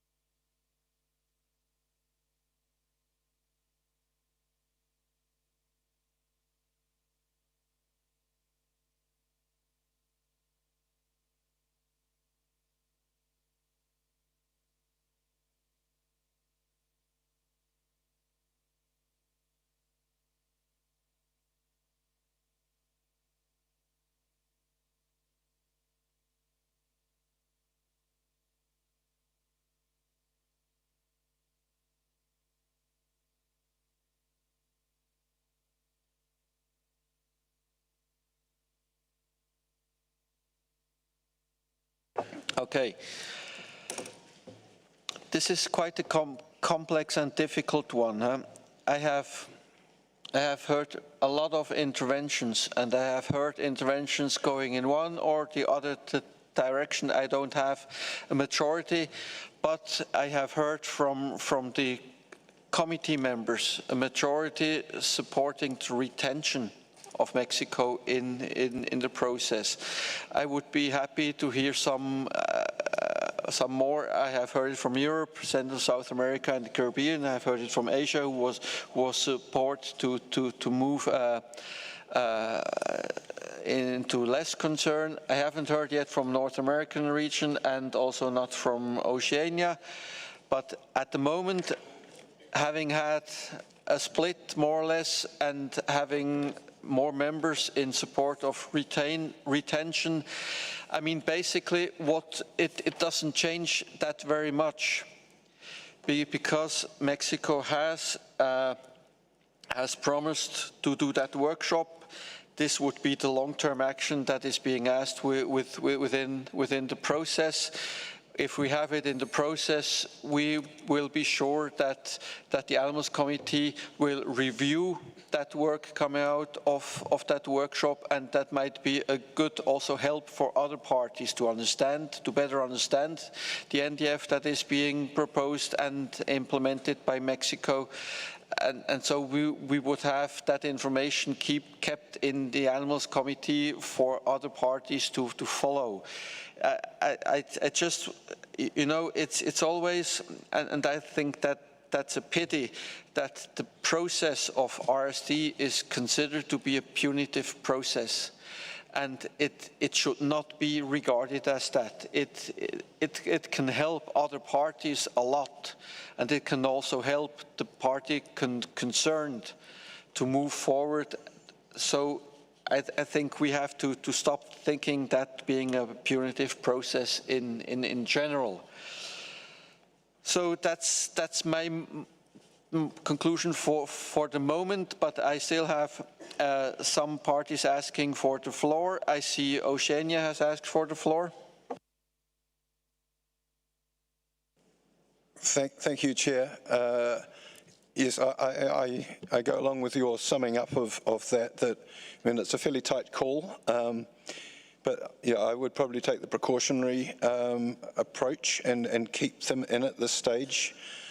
With the 50% reduction that they've offered very generously as a short-term measure, and that should, in theory, sort of allow rebuilding of the stocks, which is one of the points that I think it was Europe made, is that wasn't adequately covered, and so yeah, I would tend to go with retaining them in the process and hope for a speedy exit. Thank you. I now open the floor to Portugal. Thank you, Chair. We wanted to align ourselves with the positions expressed by the European representative and also by the Oceania representative. This is a situation with a critical endangered species, and we recognize the huge efforts made by Mexico and what they are willing to continue to improve. But to be fair with other situations in the RST process that we followed, either here in the Animals Committee or last week in the Plants Committee, we believe that it should be retained because, in fact, action is still needed. Thank you. Thank you, and I will give the floor to three observer organizations. Please be brief, because I want to conclude pretty soon on that matter. I see Conservation Force.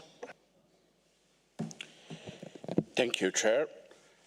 We were not part of this working group, but we were present when this discussion was done. And we have several concerns. Chair, we concur with you that RST is not a punitive measure, but I think we need a process to these assessments with fishery management authorities in the room.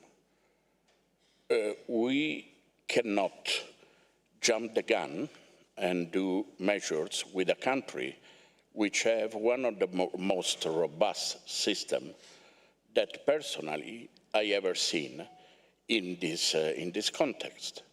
Robust NDF, proper management schemes, and the like. So I even don't think that there should be any thing that Mexico should do more that they have done.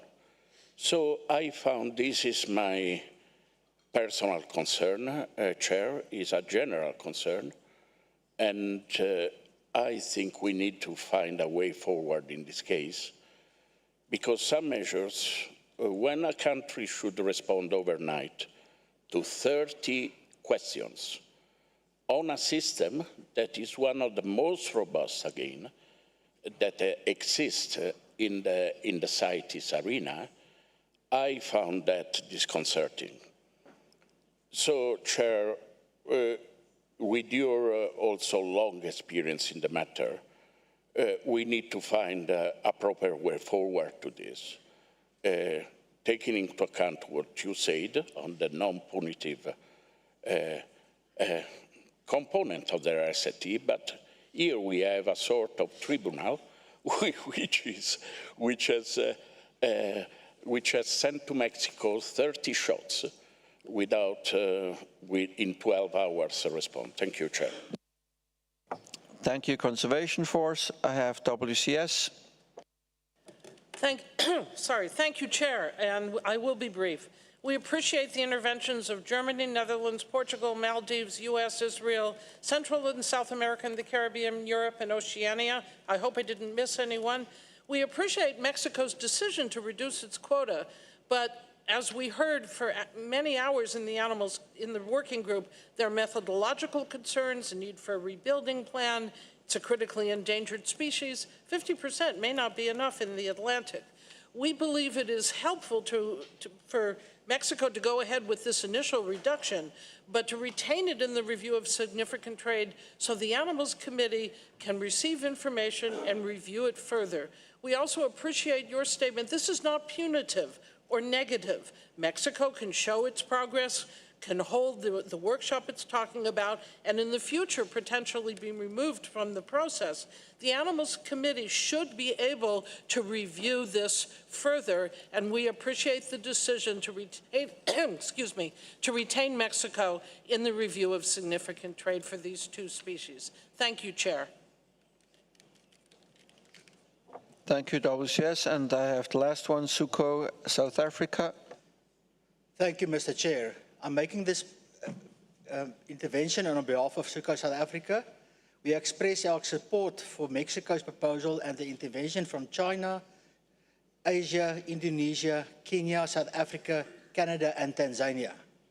This is a scientific meeting, and one of the prerequisites is for a country to submit a non-detrimental finding. It is unclear if another country has a right to question an NDF once submitted. As the Animals Committee Chair has previously stated, it is not necessary to submit an impeccable or Rolls-Royce version of an NDF, although I think this is it. Questioning the validity of a country's NDF could create significant issues in the future. It undermines the confidence in the scientific rigor and the authority of the submitting country's research and conservation efforts. Furthermore, it is concerning that the working group is considering asking for a reduction in the quota without any scientific basis. Mexico has provided the necessary scientific data to justify their requested quota. Decisions should be based on a robust scientific information, and Mexico has adhered to this standard.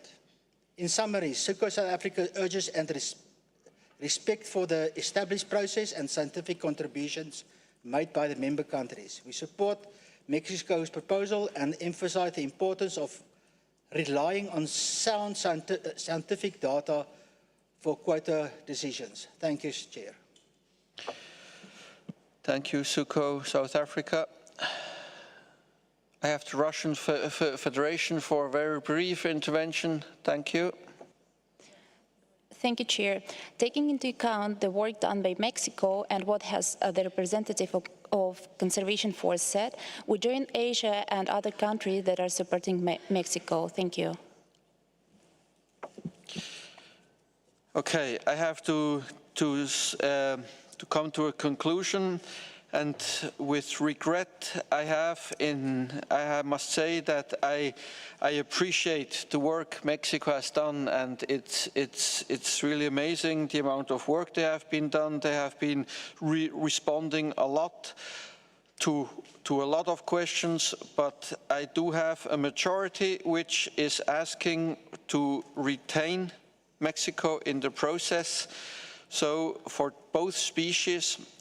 And the proposal would then be to, in the short-term actions, to establish a conservative annual export quota of 50% on volumes published for 2024 with immediate effect, as explained by Mexico, aimed at rebuilding the stock for Sphyrnia livini and communicate the quota to the Secretariat. We don't need a short-term action Roman 3, because you have made it clear that it is conservative. And we will retain the long-term actions as they are.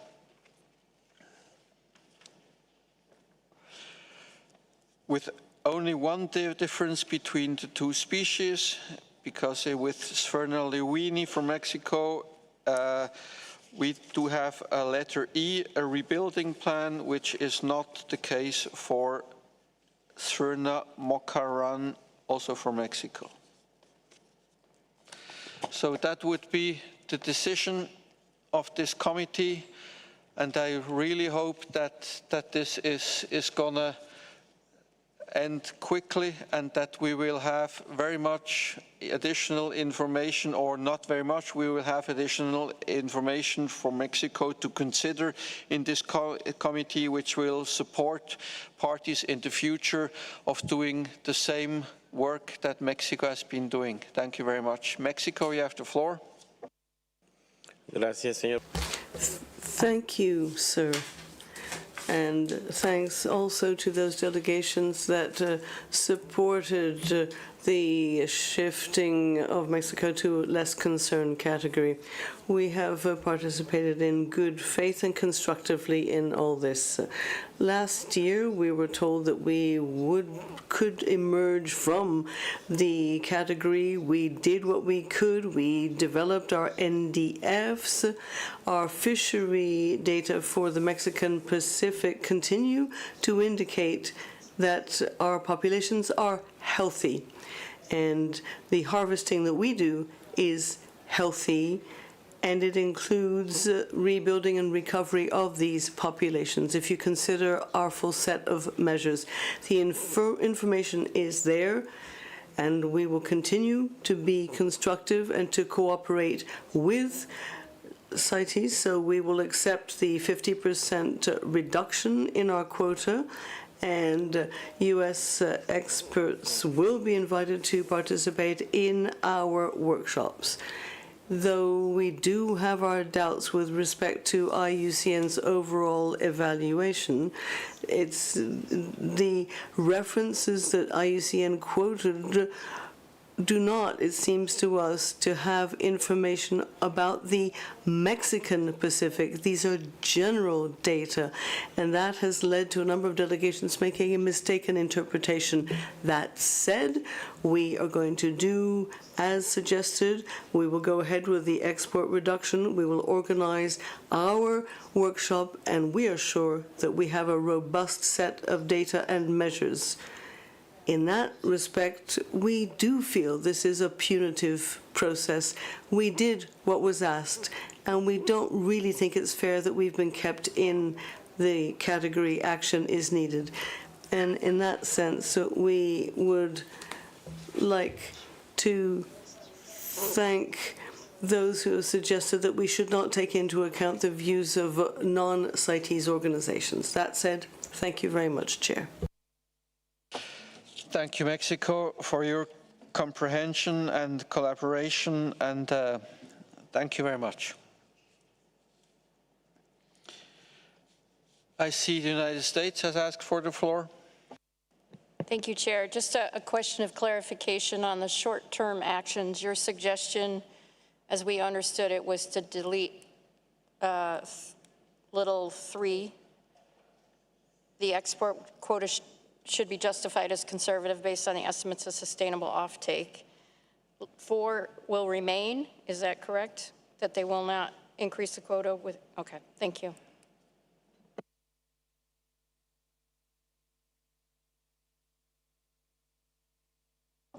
So we have looked at this case. Do we have any other issues with the report from the working group? I think I heard Canada, they wanted to take the floor. Canada, you have the floor. Thank you, Chair, and I will try to be brief because I know you have the rest of the agenda to get through, and Canada definitely has a very long intervention for agenda item 52 on closing remarks.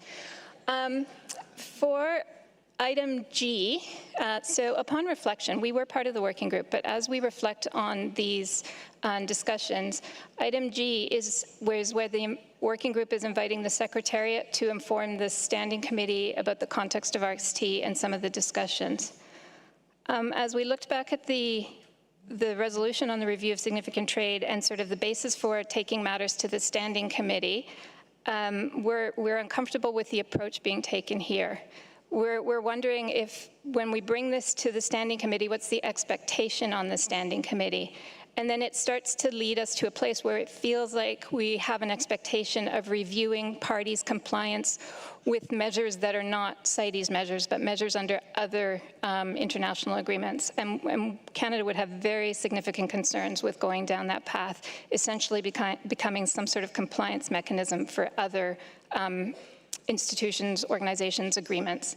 So Canada, however, does recognize that there is interplay, and parties do need to be mindful of all that the obligations that they have undertaken as parties to various agreements.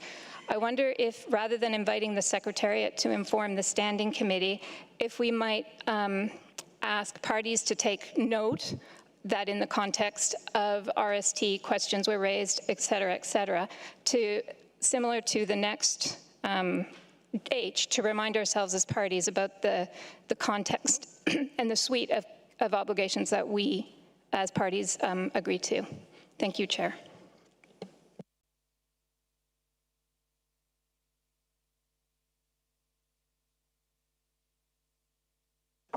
So you would suggest to change letter G in saying the working group invites parties to note that in the context of RST and so on.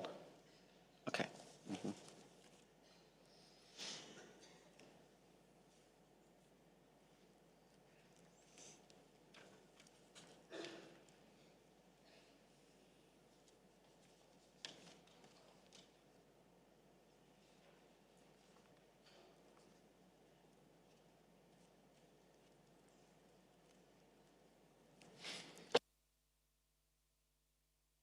Thank you.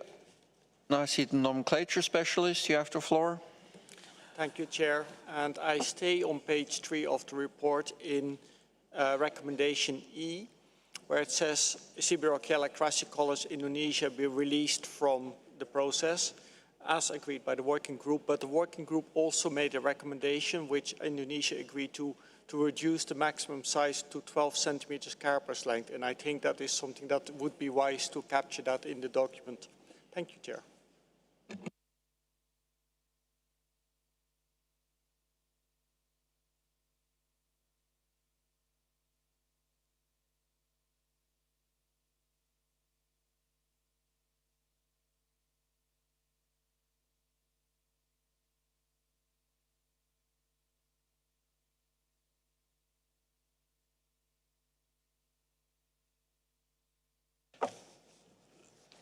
So we would insert on the letter E in the case of Siebenrockelia crassicolis, Indonesia.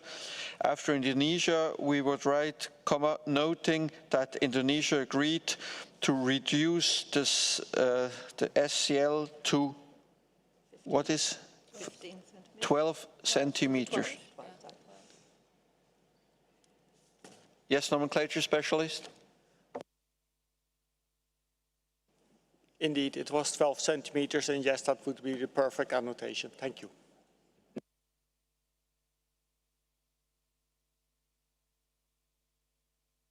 I now see Germany. Germany, you have the floor. Thank you, Chair, and thanks a lot to the Chair of the working group for his hard work and endurance. We just have a small comment regarding the recommendations on Python regius for all 3 countries, starting from page 15. We understood that the deliberations of the working group related to specimens with the source code W and R and feel that should be reflected in the recommendations. So we would propose that wherever there's made reference in the recommendations to an export quota, that the term export quota should be exchanged with the term export quotas for source code W and R. Thank you.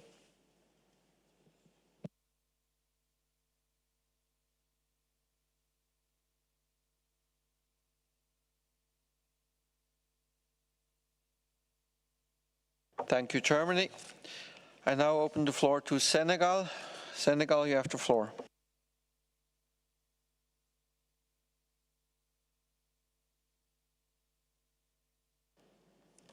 Merci, monsieur.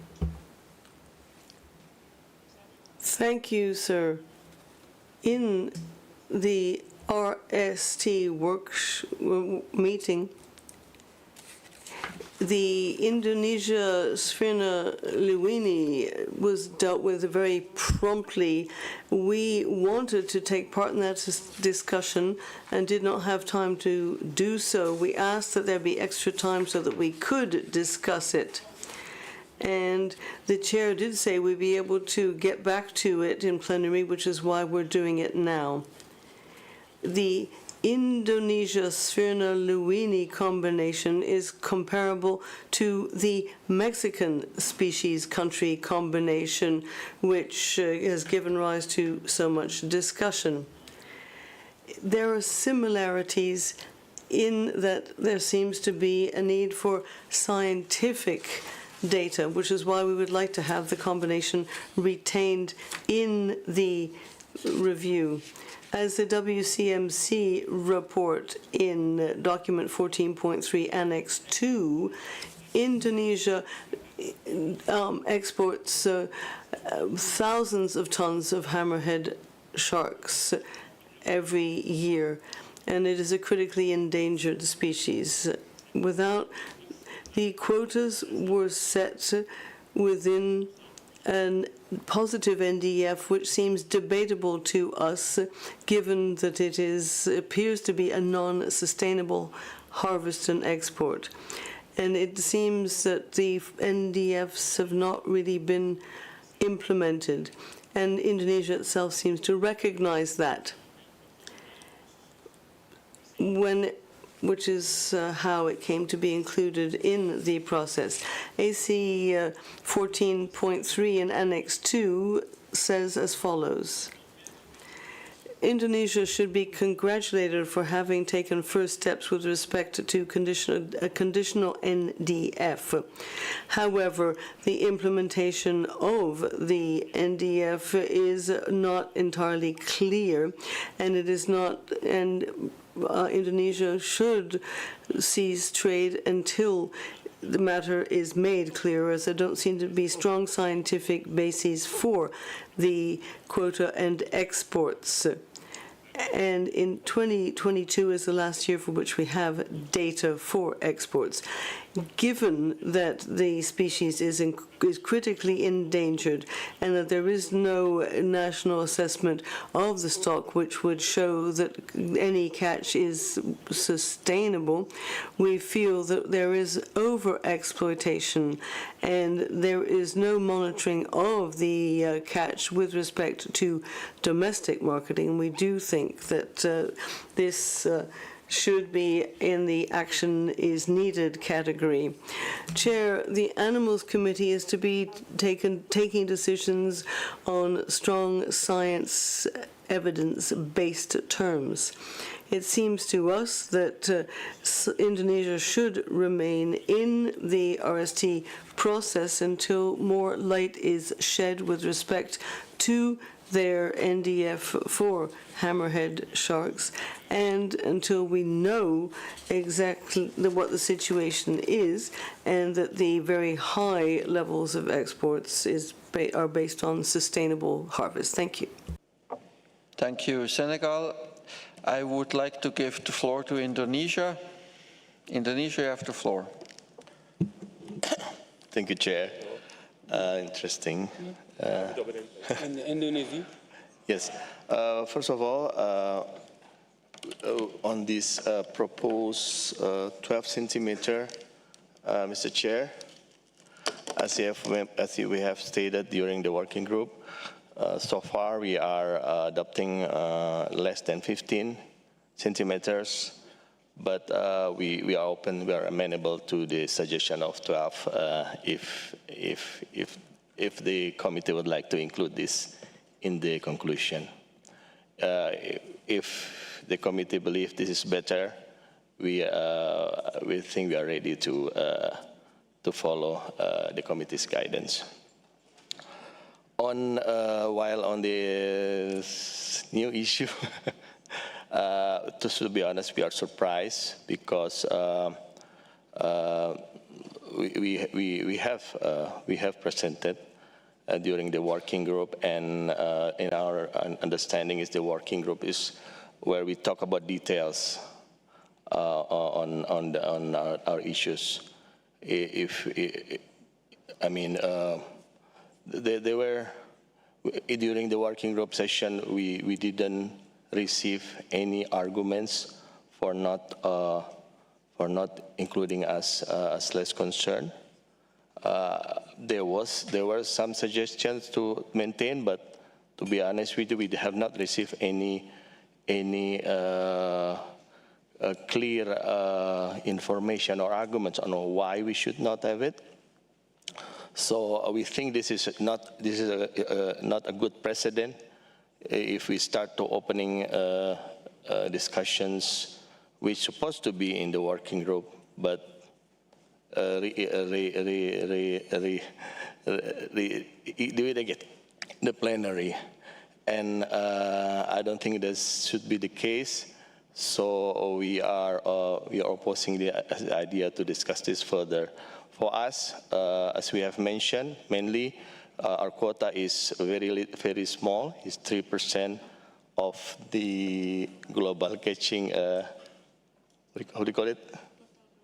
Total global catch, and we did submit our NDF, and there were support and recognition from during the working group. So with your indulgence, Mr. Chair and colleagues, we don't agree to rediscuss this during this plenary. Thank you, Chair. Thank you, Indonesia. I have Israel. Thank you, Chair. We had raised our flag earlier on another issue, but while we have the floor, we would just lend our support to Senegal that what they had said about this endangered species and the issues having to do as they reported. The reason we raised our flag was another issue entirely, was during his presentation of this report, the chair of the working group had mentioned some issue having to do with the number of months in the long-term actions, and we had supported reducing them from 36 to 24, and we wanted to be sure that that was exactly what was meant and if that is being reflected in the report. So we just want a clarification on where that is on the number of months in the reports for the shark species. Thank you, Chair.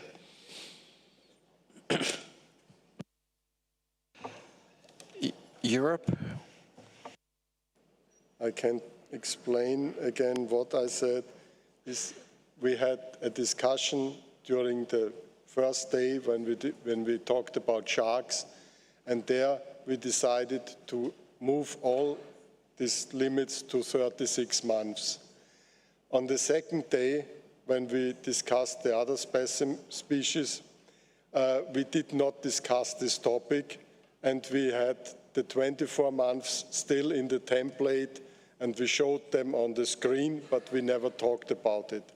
And so it was my idea that the plenum might want to consider whether the limits for the other specimens which have not been discussed so far shall be adopted to the same 36 months or not. That was it.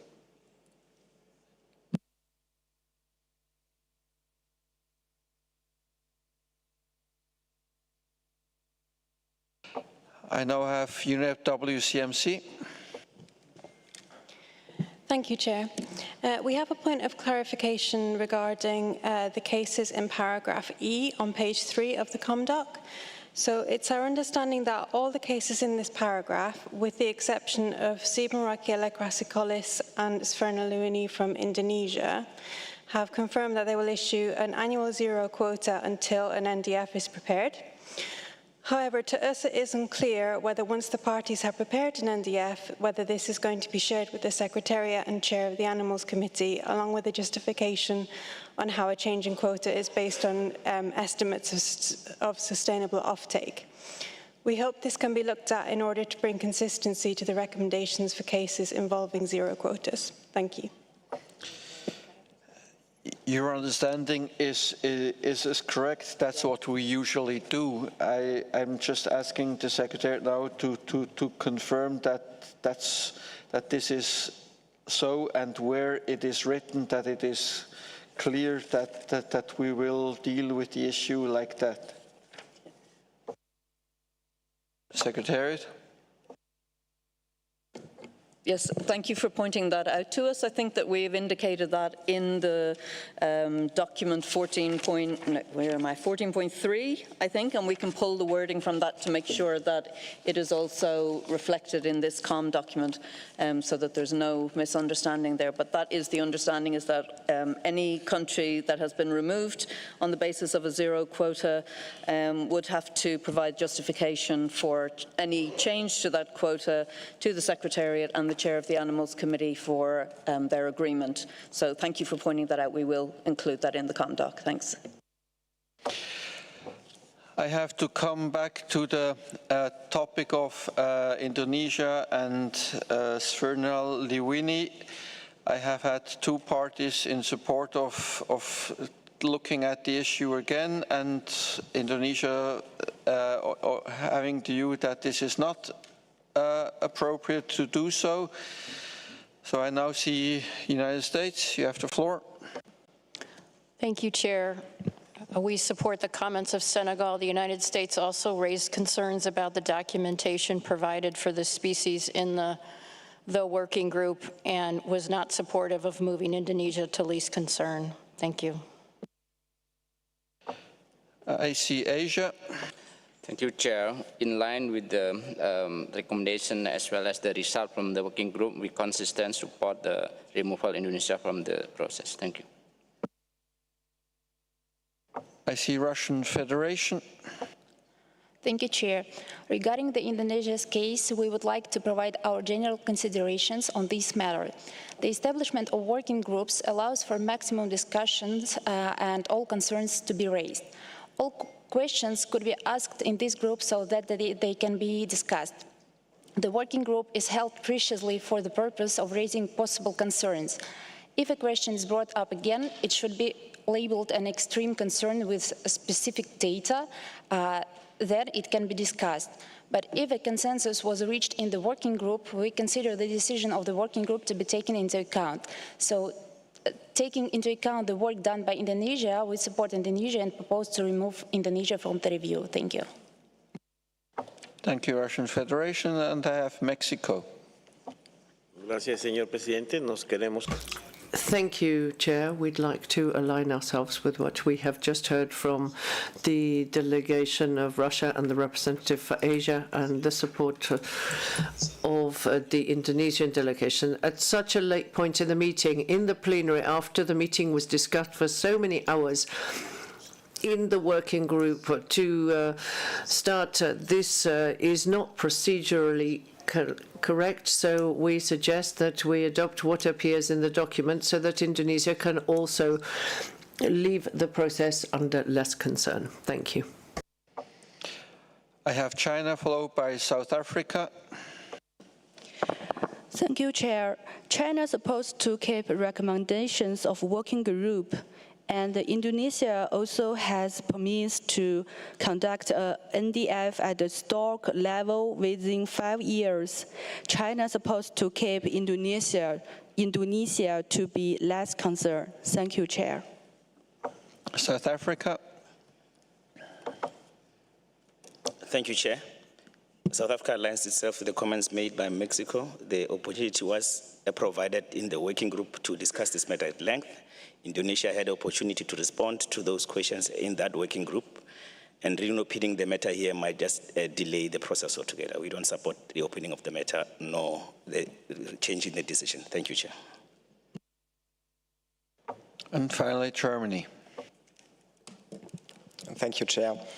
So the NDF published last year in 2023 by Indonesia contained several conditions under recommendations and updates to the NDF provided in the INF-Doc 14.3 submitted by Indonesia just before the AC shows some progress in the implementation of recommendations, but full compliance with its own recommendations in this conditional positive NDF appears to be still lacking.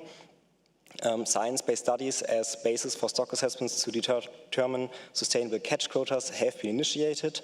While we acknowledge this progress made by Indonesia in the data collection, conducting stock assessments in the following years, currently data are considerably lacking, and at the moment the current NDF states to set the catch quotas at the level of 20% of past catch records, but does not really include stock-specific catch limits.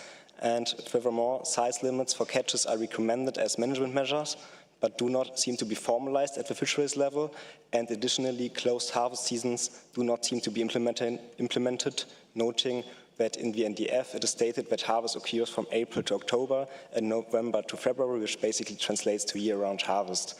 So we do see some issues with this NDF still, so there may be also a reason to classify it as action is needed. Thank you, Germany. I'm very mindful of the time.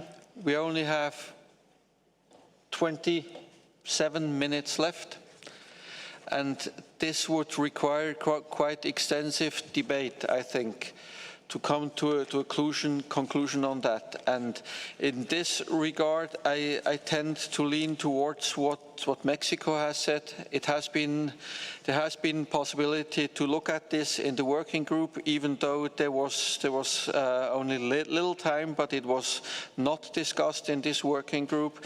And so I tend to go along the conclusion of the working group as in the document, as reflected in the document, because we will not get to a conclusion within a reasonable amount of time in this room. And for the future, I would really urge the working groups to make sure that every case is discussed at length, if possible, to really come to a conclusion that we don't have to do this detailed work within the plenary, because there we usually have so much other things to do. So with this, I would propose to go along the decision in the working group document as it is now. I see Senegal. Senegal, you have the floor.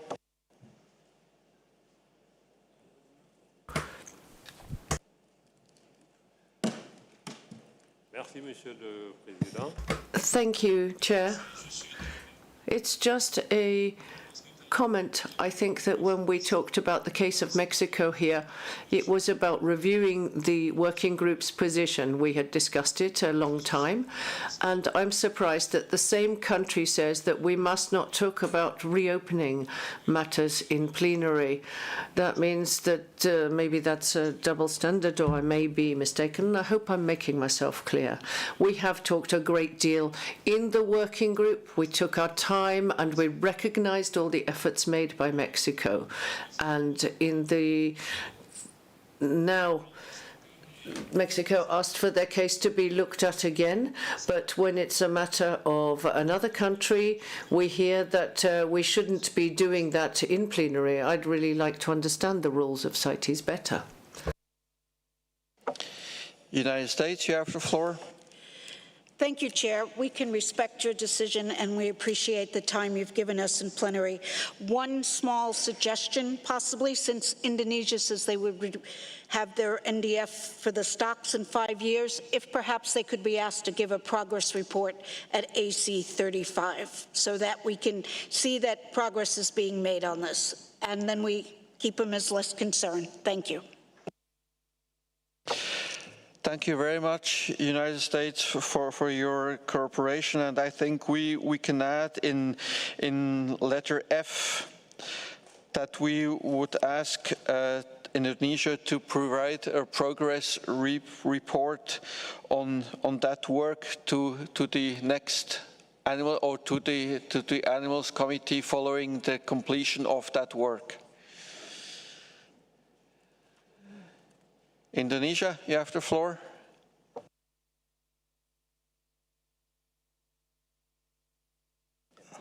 Thank you, Mr. Chair. If we may, we would like to provide our understanding for the information of Senegal. We think it's different, Senegal, because Mexico this morning provided a new information. They provided a new 50% reduction. That's why it shouldn't be apple to apple, in our opinion. And on the second, on the issue of, and thank you, we thank Rosemary, United States, for the kind gesture. Can we listen again the new additional recommendation, if we may, Mr. Chair? Okay, it is in AC 33.7 on the third page. Under general comments concerning agenda item 14.3, we have the letter F. It reads now, concerning Sverna Lerini from Indonesia, the working group recommends that Indonesia conduct a non-determined finding NDF at the stock level within 5 years. And here we would add, and Indonesia is invited to provide this information to the Animals Committee as a progress report. So, something along those lines.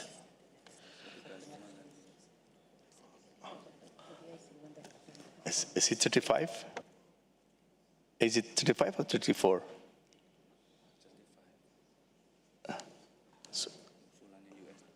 Okay. So the proposal was 35. Okay. Yes, we are amenable to this kind of suggestion, Mr. Chair and colleagues, for your kind consideration. Thank you.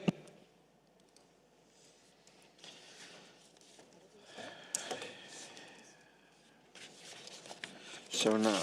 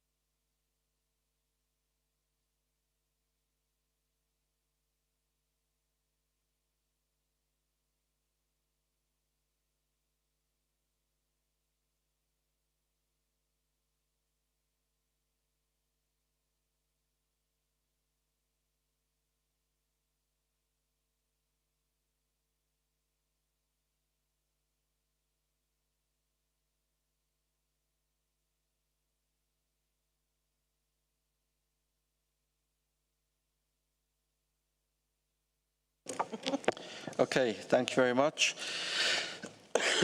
So in relation to the review of significant trade, the AC document COM7, the committee agrees on the recommendations in the document with the following amendments. On the first page, the chairs, there's only one chair, the representative for Europe, Mr. Benier, and we can strike out and representative for North America. Then in the membership, under NGOs and NGOs, we add 2 NGOs, Shark Advocates and Shark Trust. Then in relation to recommendations concerning agenda item 14.2 on page 2, we would like to remind that in relation to concern Pandanus imperator Togo and Camellia gracilis Togo, we have only been talking about the quotas, but there are still some recommendations in document 14.2 that remain outstanding for these cases, but the Secretariat will liaise with Togo to make that clear what that means. Then on page 3, under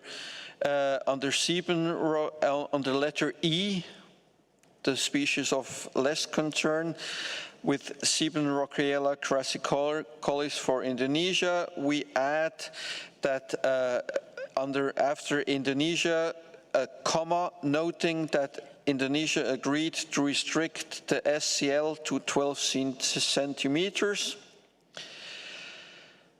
Then and we will also add for these 3 species text on the need to provide a justification for any increase of the quota to the Secretariat and the Animals Committee chair for their agreement, as we do with all other cases normally. Then under letter F, concerning Sphyrna lewini from Indonesia, the working group recommends that Indonesia conduct a non-detriment finding NDF at the stock level within 5 years and invites Indonesia to give a progress report to AC34 on that matter. The working group, and then under G, we have the change proposed by Canada, that the working group asks parties that in the context, to note that in the context of RST questions were raised regarding and so on, so that we strike out the first part of the sentence from the working group invites the Secretary to inform the Standing Committee. This part is being struck out and replaced by the working group asks parties to note. Okay. Then if we go on to the long term, to the recommendations for parties with action is needed, as proposed by the chair, we have on several cases, we have a change to make to the long-term actions letter Roman 4 by replacing that certification part with NDFs. I've read that out in the beginning, so I hope it's clear for everyone. And then in the case 8, Sphyrna lewini and Mexico, we retain those recommended actions, and we write into the short-term action 1, establish in consultation with the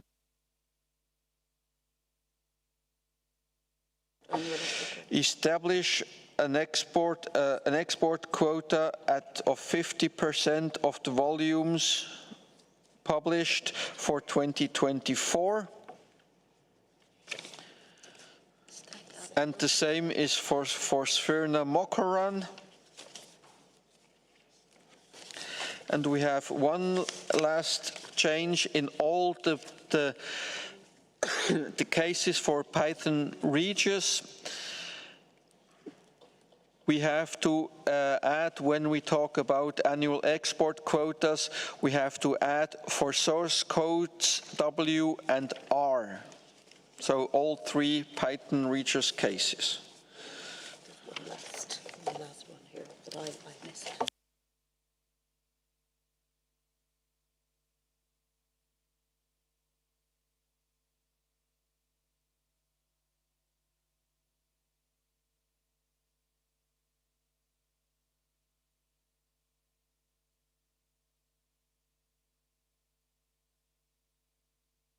And of course, for the Mexican cases, we have also decided in the short-term actions to remove the Roman III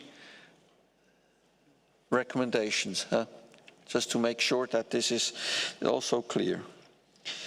And one final thing in the general comments concerning agenda item 14.3 in page 3. Oh, this is a complex document. So page 3, general comments under letter H. We have amended H in saying the parties are invited to note that while setting a zero annual export quota is a valid actions and so on. So we replace the Animals Committee with the parties are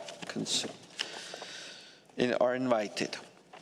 Okay, I hope you have been able to follow what I have said, but I think it covers pretty much what we have been deciding. I see Indonesia. Indonesia, you have the floor.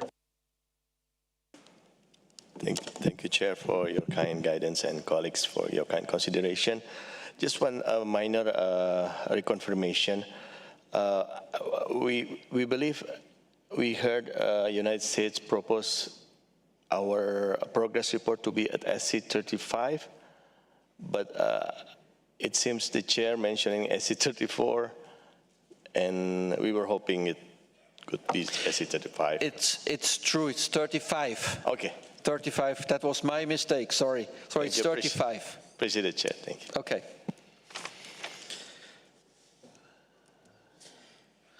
Seeing no more, I see Mexico. Mexico, you have the floor. Sí, gracias, señor presidente.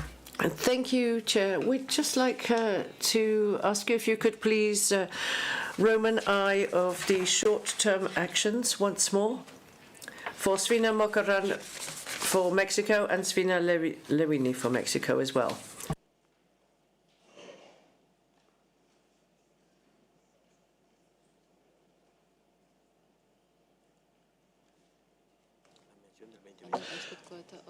Okay, so what we, for I, it will read, establish a conservative annual export quota of 50% on volumes published for 2024 within 90 days for the two species. Okay? Good.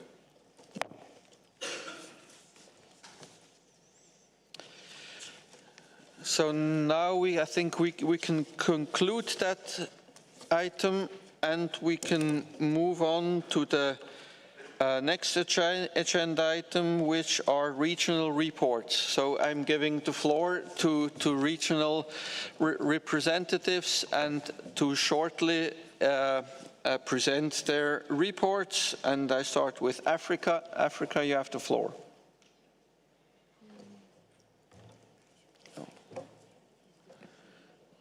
Thank you, Chairman. Given the time constraints, I'm going to be very quick. Our report is already contained in document, let me see.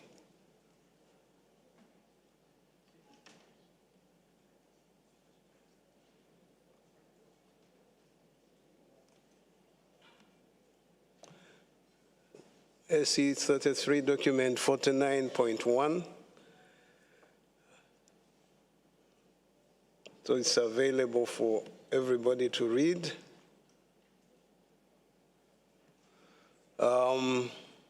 The two of us sitting here are the representatives for the region and are responsible for this report that we prepared. We have alternates, of course. One of them is here, but wearing a different hat. Dr. Jibril Diok is here, is the alternate. And then there's Dr. Wakibara from Tanzania, who is not here. Then the way we operate usually is for Madame Maha here to coordinate the Francophone countries, and I look at the Anglophones. So let's go through the report. When we look at the major developments over the past year, Africa, sorry, we really have to speed up because we will lose the interpreters at 5 o'clock. So please be really brief, and I will also ask the other representatives to be brief because, as I said, I mean, the documents are available and can be looked at on the website. So Africa. Chair, that's what I'm trying to do. I was just reading the headings just to be able to orientate people. Now, when you look at review of significant trade, we have 2 countries mentioned here that responded to requests for information from the Secretariat, Kenya and Morocco, and the information is there. There were no significant issues to report regarding review of appendices, and regarding operations, breeding operations, there were no new breeding operations opened up, but Kenya was able to basically to inspect the operations in its country, just to ascertain that they are conforming to the requirements.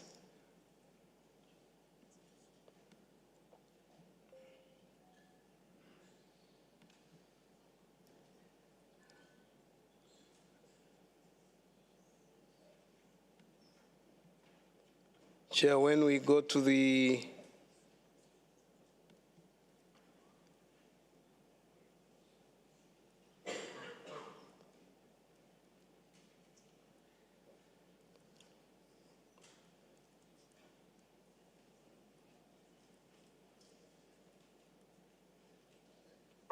Africa, sorry, I think we really have to close now because we really, I would like to give the other members a short intervention possibility. So I think, thank you very much. Okay.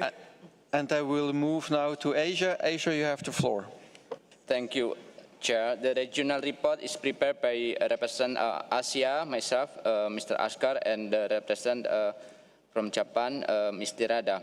Out of total 38 parties, 12 countries submitted the report, and we extend our appreciation for all parties who submit the report.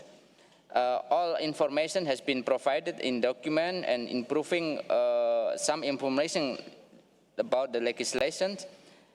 And finally, we also extend our gratitude to the chair for the Animal Committee for his outstanding leadership, which has enable the convention to be implemented by all parties. Thank you, Chair. Thank you. Oceania.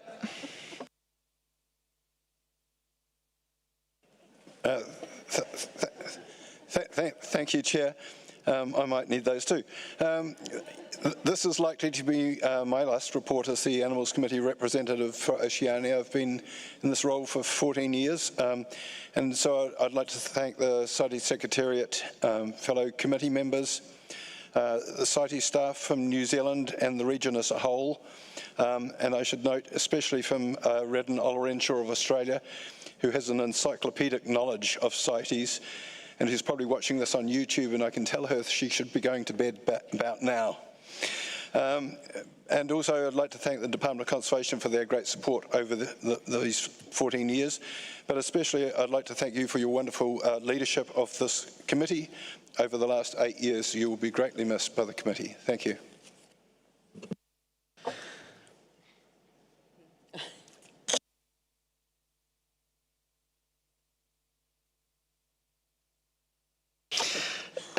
Central, South America and Caribbean. Gracias. Thank you very much, Chair. The report for our region is available in document AC33, Doc 49.3. This document covers a summary of activities carried out and reported by parties in the region for since AC32 to AC33, July 2023 until April-May 2024, and has been prepared by the titular members, Mauro Ombra, Gino Ramirez, and Icanes. So, in collaboration with the administrative and scientific authorities of the region, we have 32 parties and the number of responses was 15. We'd like to highlight the important and significant information contained in relation to CITES, and it shows the great efforts made by the parties in our region. Thank you. Thank you. I give the floor to Europe. Europe, you have the floor. Unfortunately, I was in a hurry because my plane is going, so I've wrapped away all my nice fancy speaking notes already. I will just note that we have an INF document where all the progress and reports and actions the EU has done as part of the European region can be read. And I want to thank the Secretariat for all the help they have given me during this process. I sent you my speaking note afterwards to see how much I wanted to thank you. And Matthias for his decades of being the champion of the Animals Committee and for solving all our problems with your charming personality. Thanks a lot. Forgive me that I cannot be more detailed now. Thank you. Thank you, Europe. That's okay. I think it's even better for me. North America, you have the floor. Thank you, Chair. This report covers the period from May 2023 to April 2024 and was prepared by Hesekiel Benitez, representative from North America, in collaboration with the CITES authorities of Canada, Mexico, and the United States of America. For further details and complete listings of all North American regional activities, I refer you to the AC Regional Report, AC 33 document 49.5. Thank you. And I align myself with the comments from Oceania and wish you all the best. Thank you. That concludes regional reports. Now we have to turn to agenda item 50, any other business, and I open the floor for comments there. I see Ukraine. Ukraine, you have the floor.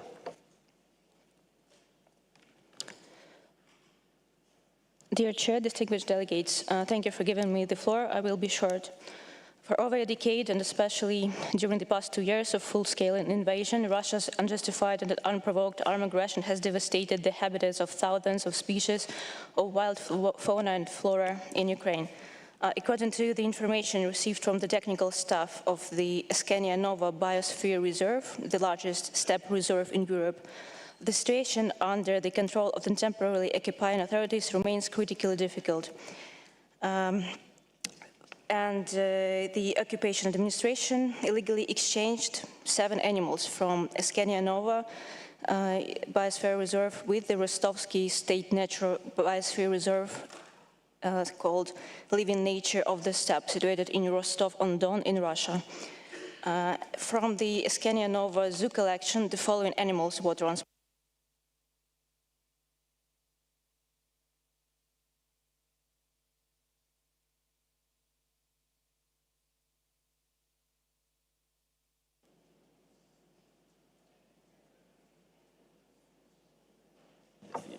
You can continue, Ukraine, please.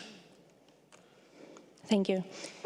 2 Chapman zebras, 2 American bison, 2 Przewalski horses, and 1 pair David's deer. Unfortunately, 1 more pair David's deer was injured during the transportation and died. It's important to note that Przewalski horse is listed in the Red Book of Ukraine, in the IUCN Red List, with the status extinct in the wild, as well as in CITES Appendix 1. Additionally, pair David's deer and American bison are listed in the IUCN Red List and endangered and near threatened, respectively. At the same time, the Oceania Zoo received 2 common elands, 2 domestic yaks, 2 Bactrian camels, and 1 guanaco. However, occupation media resources only disseminated propagandistic information about the arrival of these animals. The export import of CITES specimens was carried out without proper CITES permits or certificates, which is a direct violation of CITES provisions. This illegal exchange not only undermines our collective efforts to protect endangered species and maintain global biodiversity, but also raises serious concerns about Russia's commitment to wildlife conservation. And all this relevant data has been transmitted to the CITES Secretariat. So with all this in mind, we reiterate our demand for the Russian Federation to cease its aggression and withdraw its troops from the entire territory of Ukraine, thus restoring Ukraine's ability to protect and restore the environment within its internationally recognized borders. Thank you for your attention. Thank you, Ukraine. Your intervention will be reflected in the summary record. I see Russian Federation, you have the floor. Thank you, Chair. We didn't want to politicize today's meeting. We are forced to take the floor in exercise of the right of reply. We regret to see the delegation of Ukraine seeking to politicize the meeting. We reject the accusations of aggression and environmental damage to Ukraine. The reasons for the special operation in Ukraine have been repeatedly explained by the Russian representatives on the relevant political platforms. They are the barbaric civil war unleashed by Kiev against its own population, the economic and environmental blockade of the southeast of the country, and Ukraine's sabotage of the Minsk agreements approved by the United Nations Security Council. We call on participants to refrain from making biased assessments. Thank you, Chair. Thank you. Your reply will also be featured in the minutes of this meeting. And finally, I have Indonesia. Indonesia, you have the floor. Thank you, Chair. At the outset, Indonesia would like to kindly request the Chair and the Rapporteur that our statement under this agenda be included in the summary record of this meeting. Indonesia would like to use this opportunity to draw the attention to the situation in Palestine, especially Gaza, which is facing severe environmental and biodiversity destruction and humanity tragedy due to the atrocities by the illegal occupying power of Israel. Gaza is suffering from damaged farmland, loss of animals and plants, disease outbreaks, and pollution, water crisis, hinder climate change, mitigation, and waste management. Hence, it has become a truly biodiversity disaster. This biodiversity disaster is affecting both human population and the natural ecosystem. Thus, at this forum, as the CITES is part of the system which aims to protect our biodiversity, which includes our humanity, it is relevant for us to call to stop this environmental and biodiversity destruction and humanity tragedy in Gaza. We cannot let this situation persist. Thank you, Chair. Thank you. It will be noted in the minutes of the meeting. I give the floor to Israel to respond, and then I will not let any more political discussions. We are a scientific committee, so please refrain from any further discussion on these two matters. So I give the floor to Israel. Thank you, Chair. Israel regrets very much that Indonesia has chosen to use this meeting of the CITES Animals Committee for its anti-Semitic rhetoric, which is unrelated to the mission of this convention, whose goals are based on international collaboration and cooperation. On October 7th, 2023, over 20 Israeli towns and villages were brutally attacked by Hamas terrorists, breaking a ceasefire between Hamas and Israel that had been in place for years. More than 4,000 terrorists killed, tortured, raped, and brutalized hundreds of Israeli civilians at a peaceful music festival and in their homes. My nephew, Benjamin Cohen, was murdered by Hamas at the music festival. My neighbor's son, Daniel Peretz, was also murdered by Hamas on that tragic day. Additionally, Hamas terrorists kidnapped innocent civilians, over 130 men, women, children, and elderly civilians, including foreign nationals and Israeli Arabs, and are still being held hostage in Gaza. This includes Eitan Yahalomi, a ranger from my agency, and Hamas has declared their intention to repeat these atrocities against Israel over and over. Israel did not start this war. The Hamas terrorists can end it by releasing the hostages and laying down their arms immediately. Homes have been destroyed, families have been disrupted, people have been killed and displaced, and innocent lives have been lost on both sides.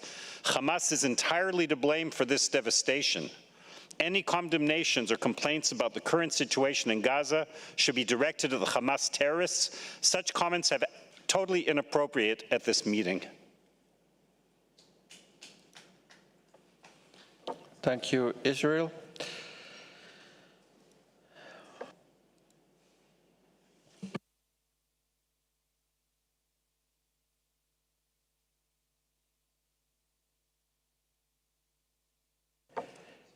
If these interventions still asking the floor, I mean, we are going to be kicked out of this room, and I don't really want to continue this discussion here. We have, as I said, we are a scientific meeting, and we are not going to politicize this meeting any further. We have heard enough of that. So if the two speakers that are still wanting the floor want to continue this discussion, I will cut the intervention off. So if you take the floor, be very brief. So I give the floor to Iran. Thank you, Mr. Chair. The Islamic Republic of Iran fully supports the statement by Indonesia on the issue raised about Gaza. We consider the convention Iran, as I said, I will not allow any further discussions on this matter. I know you want to continue, but I said we have heard one statement and we have heard the reply, so please. Okay, I see the United States. Thank you. States can respect the chair's ruling. I ask, can I submit my statement for the record to the Secretariat to record it in the proceedings? Thank you. Thank you, United States. Of course, you can do that. As well as Iran, if you wish to submit your written comments. So thank you very much.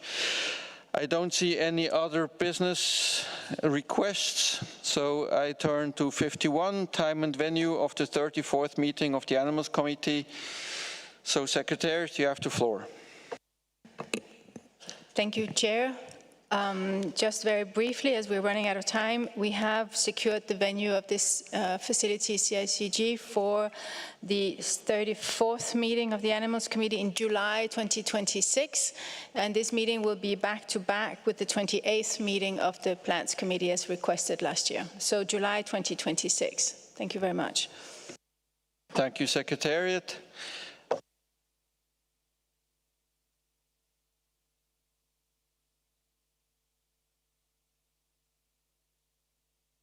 Okay.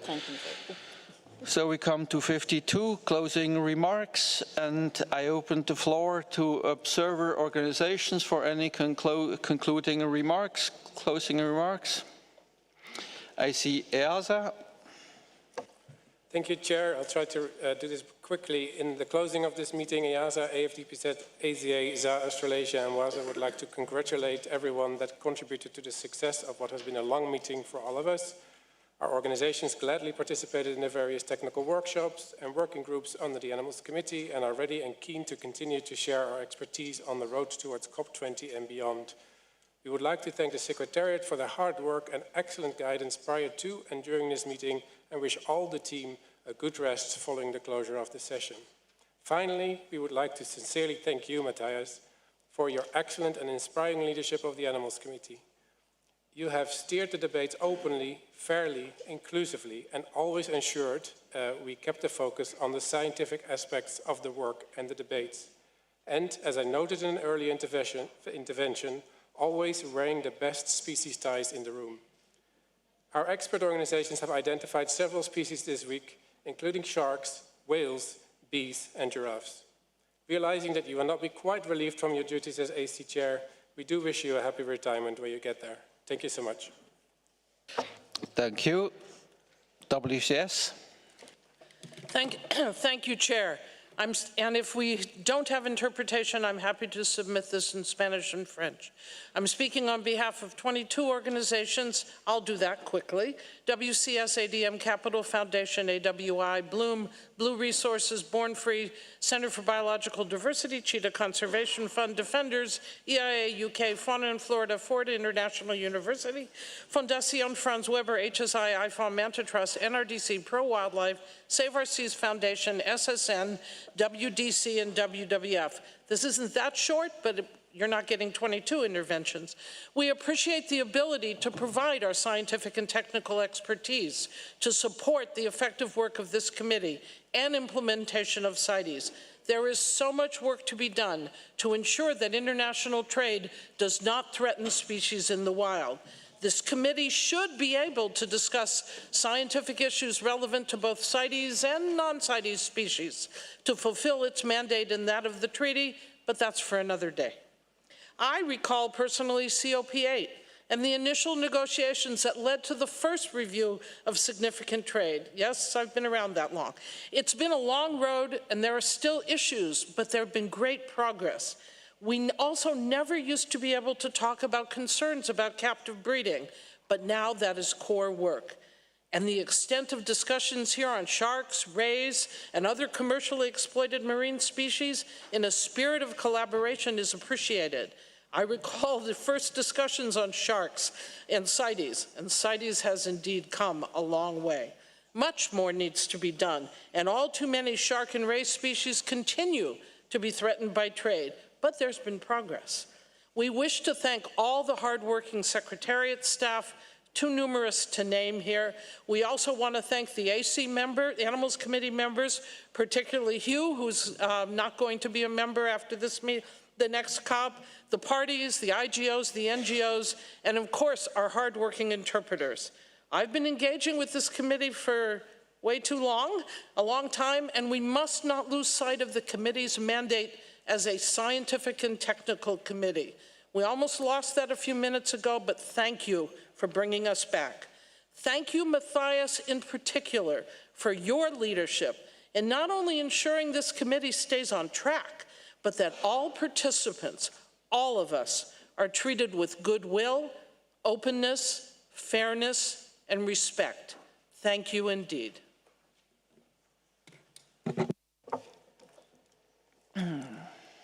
I see HSI.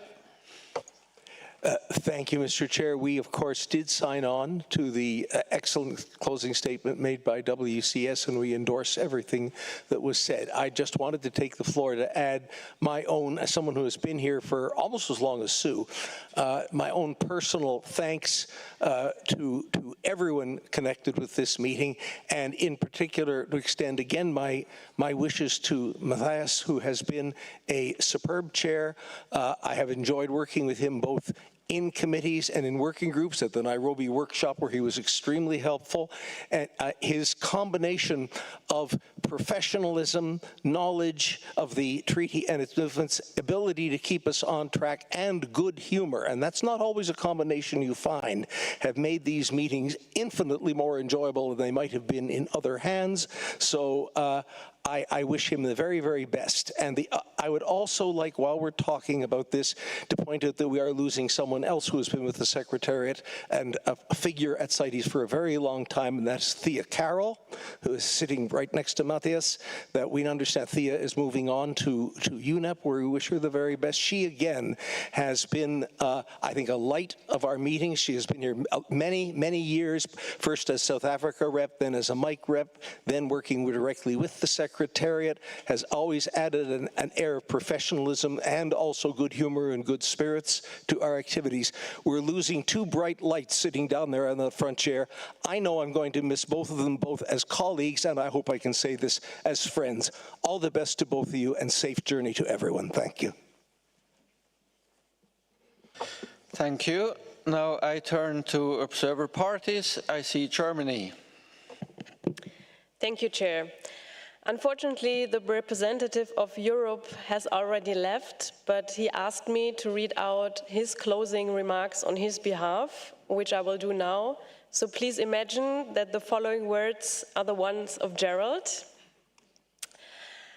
I am sure that you all have heard all kinds of closing remarks at the end of the CITES meeting already, so I will try to say only what needs to be said.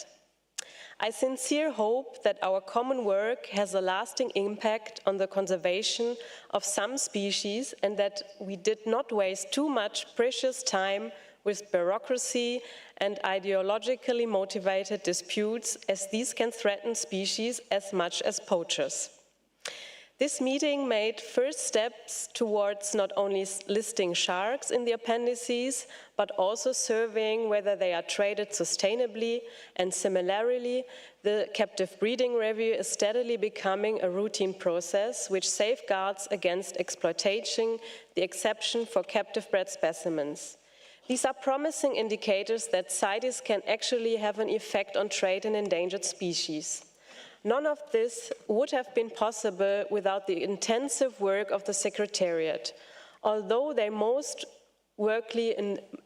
mostly in the background, we should not take it as unavoidable that during a committee meeting, a handful of people are to work almost around the clock. For their and our own sake, we should focus the work of CITES more on quality instead of quantity, I think you want to say here. My last words are reserved for Matthias, who was for decades the uncrowned champion of the Animals Committee. With superior insight in the rules of CITES and a charming personality, he did overcome all challenges. Dear Matthias, I wish you all the best for your retirement and thank you for all that you have done for CITES. So these words were the words of the European representative, and I know we already run out of time, but since I have the floor, I just want to personally echo Gerald's last words. So, dear Matthias, we will extremely miss your great expertise, your open ears, and your kühlen Kopf in difficult situations, as well as your humor and just you as a person in the CITES arena. Thank you. United States.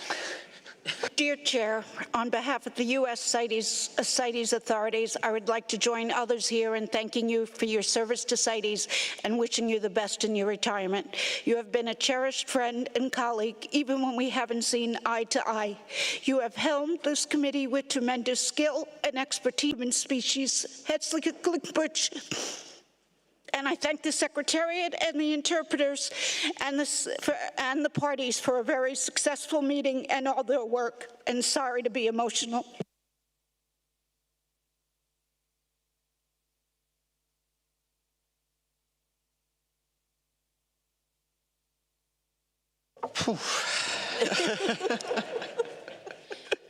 Okay, China, you have the floor.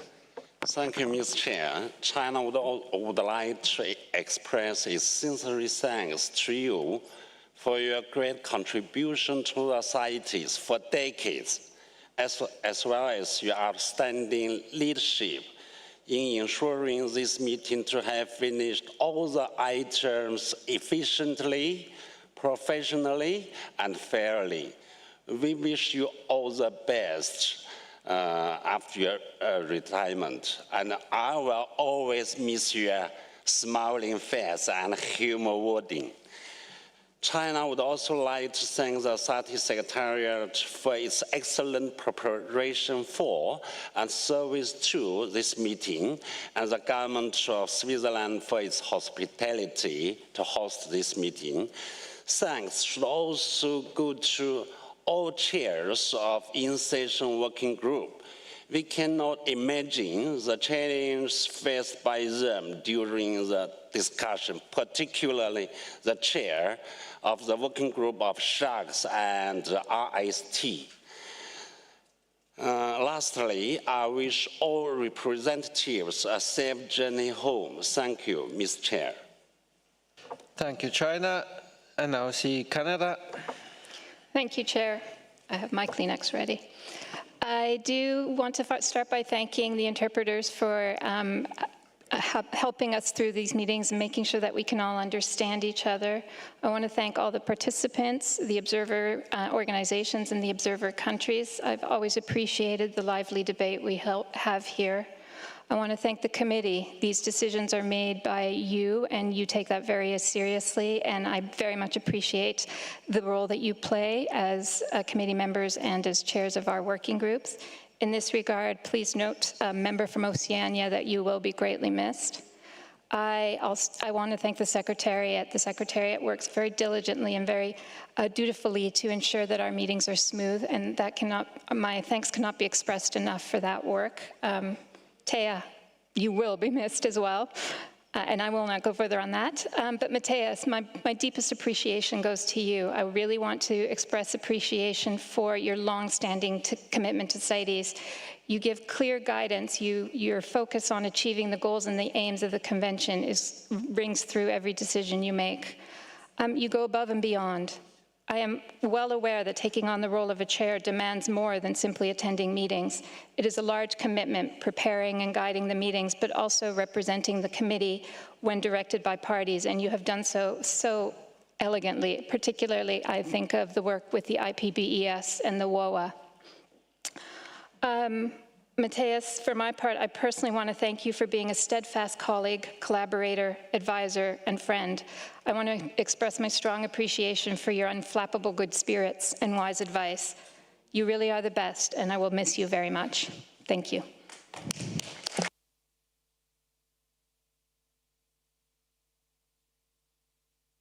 Zimbabwe. Thank you, Chair.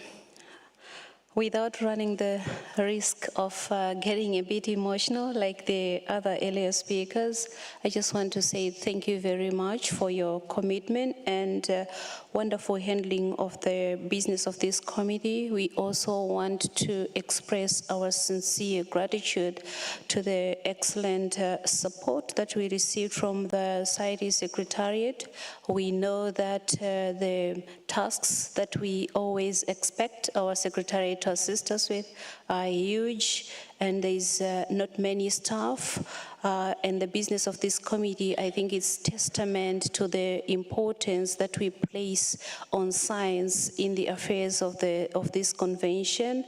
And all in all, Chair, you've got this unique talent and excellent way of navigating us through very difficult discussions sometimes, and you have your own unique way of bringing everyone together and reminding us about the purpose of this committee.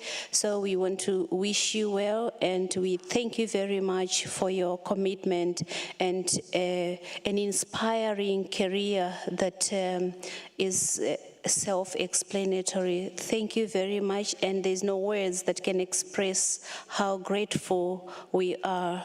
Thank you. I think also one last moment, what divides us, I think, is less important than what unites all of us, especially to achieve the objectives of this committee. Thank you.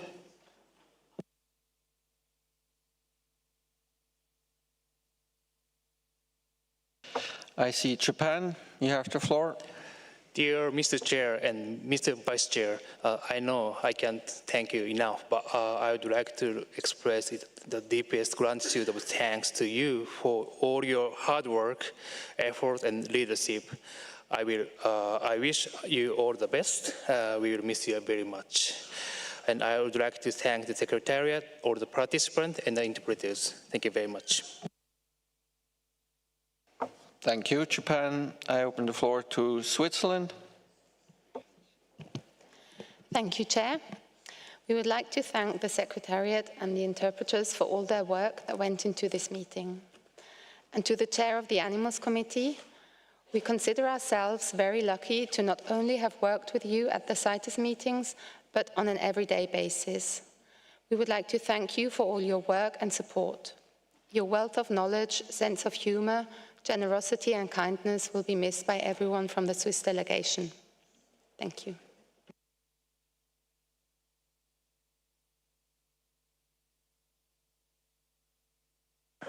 Indonesia. Thank you, Chair. Indonesia appreciates Madam SG and her amazing team, SC members, observer parties, observer NGOs for all your cooperation and engagement during this meeting. And in particular, Indonesia would like to convey its appreciation to Matthias for his service during the last 30 years and during 3 leadership in the committee. Indonesia fully recognizes your excellent leadership, especially during the past few years. Indonesia wishes all the best to you, Matthias, in your future endeavor and your entire retirement. If we may, we also would like to convey our appreciation to Thea, who is leaving, and Juan Carlos, who has left, the amazing team in CITES, and we thank them for their kind assistance and cooperation with the Indonesian government throughout this year. We wish them all the best. And finally, truly, we appreciate the very positive engagement made by many people with Indonesia during this meeting, and we look forward to more close and positive engagement with everyone in the future. Safe travels home, everyone. Thank you, Chair.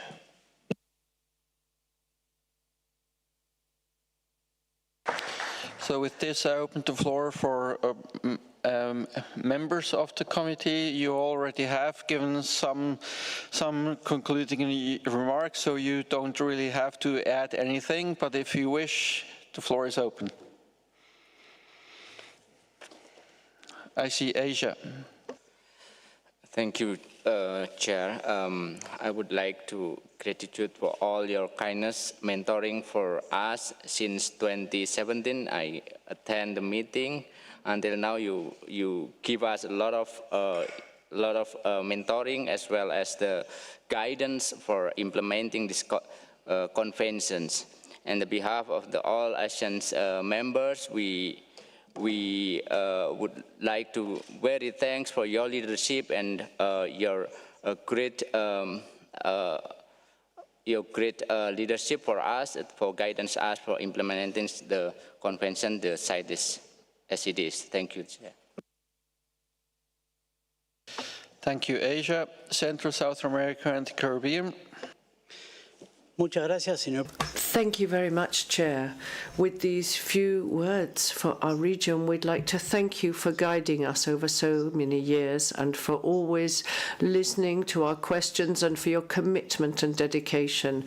You have helped us to progress our work in the best way possible. We've achieved great successes and we are most grateful to you.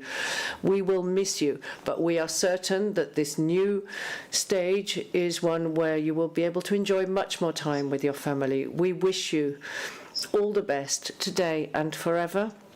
And we'd also like to thank your country for the hospitality that has always been shown to us. We'd like to congratulate the CITES Secretariat on their excellent organization, and we'd like to applaud all those who have worked tirelessly to ensure we meet our responsibilities. Our region is very committed to conservation, and we are very convinced that within this framework we will achieve major successes working together amongst parties, observers, civil organizations, interpreters, and all those linked to CITES. Thank you.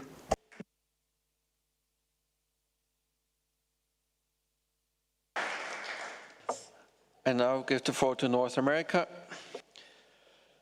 Thank you for your leadership, Matthias. Thank you for the teaching that you've done, and you will be very much missed. I applaud you.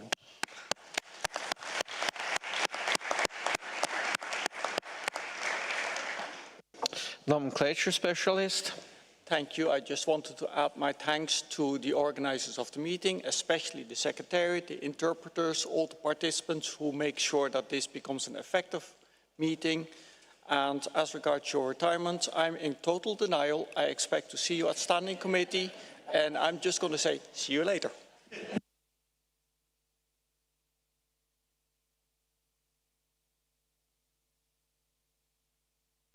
Thank you. I'm afraid you will see some more of me. Okay, okay. So with this, I think I give the floor to the Secretary General for concluding remarks. Thank you, Mr. Chair, and may I ask the technicians to play the video, please?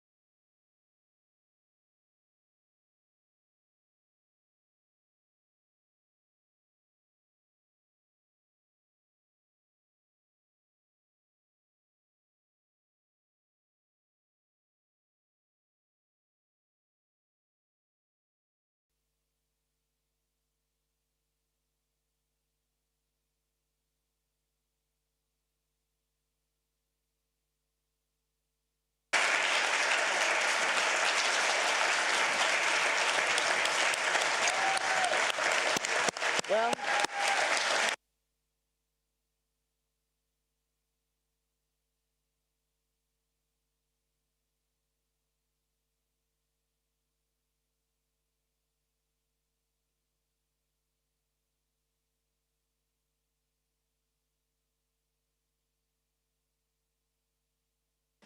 sorry, this is not over yet. Dear Chair of the Animals Committee, members of the Animals Committee, distinguished delegates and participants, dear colleagues and friends, I am certain there isn't a dry eye in the House after watching this video. I extend my deepest gratitude to you, our dear Chair, not only for your seamless leadership in guiding us through our agenda this past week, but also for your hard work, collegiality, and friendship over the past 7 years. Chair, you have consistently been open and willing to assist the CITES Secretariat team.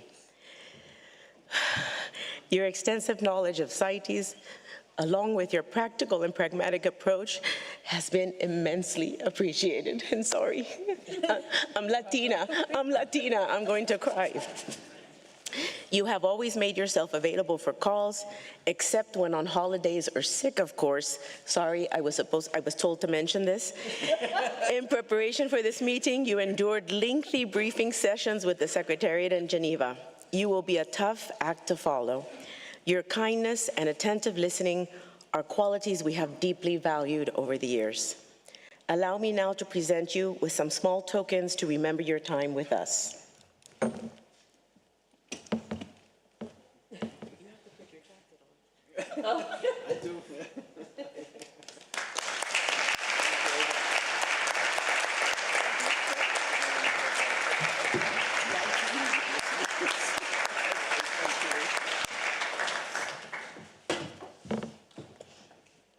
I also extend my thanks to the Vice Chair for his support to the Chair.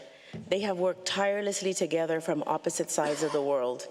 Both have participated in and at times chaired the workshops discussed this week, including those on NDFs, songbirds, marine ornamental fishes, AB&J, and aquatic species. They have both significantly contributed to intersessional consultations and processes. I wish to thank the members of the Animals Committee for their hard work in preparing for this meeting, taking the time to carry out the critical consultations with your regions to present their expert views. As others have mentioned, Peter Paul deserves our deepest gratitude. He is an extraordinary, dedicated professional who generously shares his time and captivates the Secretariat with his fascinating stories and extensive knowledge. We wholeheartedly agree that it would be beneficial to have support for him with the election of an alternate nomenclature representative. Warm thanks also to all the chairs of the intersessional and in-session working groups at AC33. Your leadership and hard work have provided us with a clear path to report to the Standing Committee and the COP on matters such as the review of significant trade, captive breeding, periodic review, nomenclature, and the conservation and trade of various taxa. The Secretariat is grateful to all 331 participants at this meeting, including 205 representatives from 64 parties and 126 representatives from 79 observer organizations. Your passion and commitment give hope to the younger generations that the animal species listed on the appendices will remain in the wild for many years to come. Special thanks to the interpreters who said they would stay on late because this is a very special occasion. Also to the document management team and translators who work late hours to prepare and translate documents for your timely consideration. As always, my never-ending gratitude to my colleagues in the CITES Secretariat team who work tirelessly to service these meetings and ensure you have materials of high standard upon which to base your recommendations. They are passionate about their work and dedicated team players, but they also find time to laugh together and support each other whenever needed. We are indeed sad that Dia Carroll will be leaving the Secretariat to go back to Nairobi for a post with UNEP. She has been our colleague for many years as a CITES MIC coordinator in Nairobi, as acting chief of the Governing Bodies Unit, and now as chief of the Science Unit. We wish her much good luck, but know she will always carry CITES in her heart. I hope you will still have some time to enjoy the rest of your stay in Geneva and celebrate a week of collaboration, partnerships, and commitment to animal conservation and sustainable trade. Safe journeys home, and I hope to see many of you at the Standing Committee in February next year. Thank you, Switzerland, for hosting us, and thank you for allowing our chair to be with us so many years. May this new chapter in your life be everything you have dreamed of. Thank you, Matthias.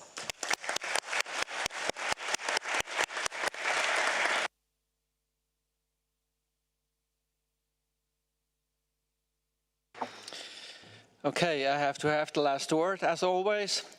Having heard all that praise that you have been giving me, I don't think I will need to have a train ticket tomorrow because I will be on the cloud sailing home. This has been outstanding and really great. What you have told me, it touches my heart, of course.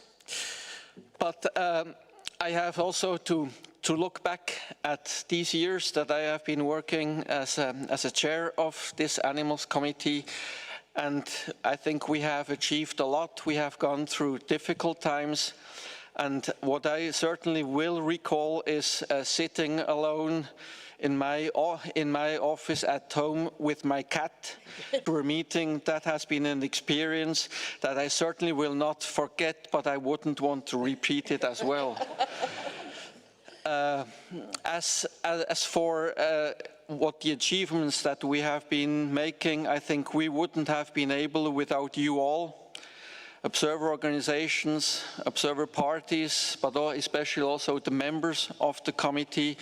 You have provided guidance, you have provided your passion, your knowledge in a meaningful way so that we have been able to make good decisions for species conservation. So thank you very much for all your work, all your contributions.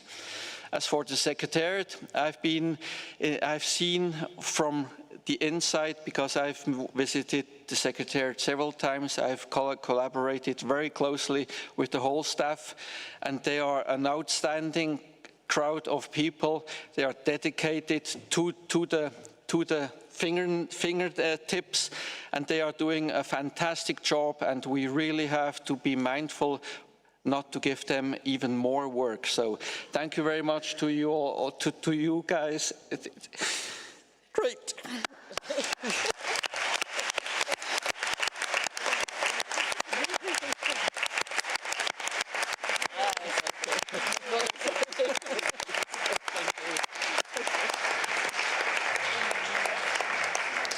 I have been asked several times by some of you what I will be doing now.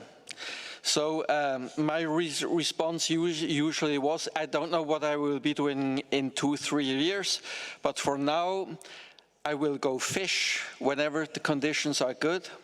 I will go collect mushrooms whenever they are growing. And I will go travel and photograph wildlife whenever I want and wish to do so. So, can I have the gavel, please? Yes, of course. So, with these famous last words, I declare the AC 33 for closed. Thank you very much.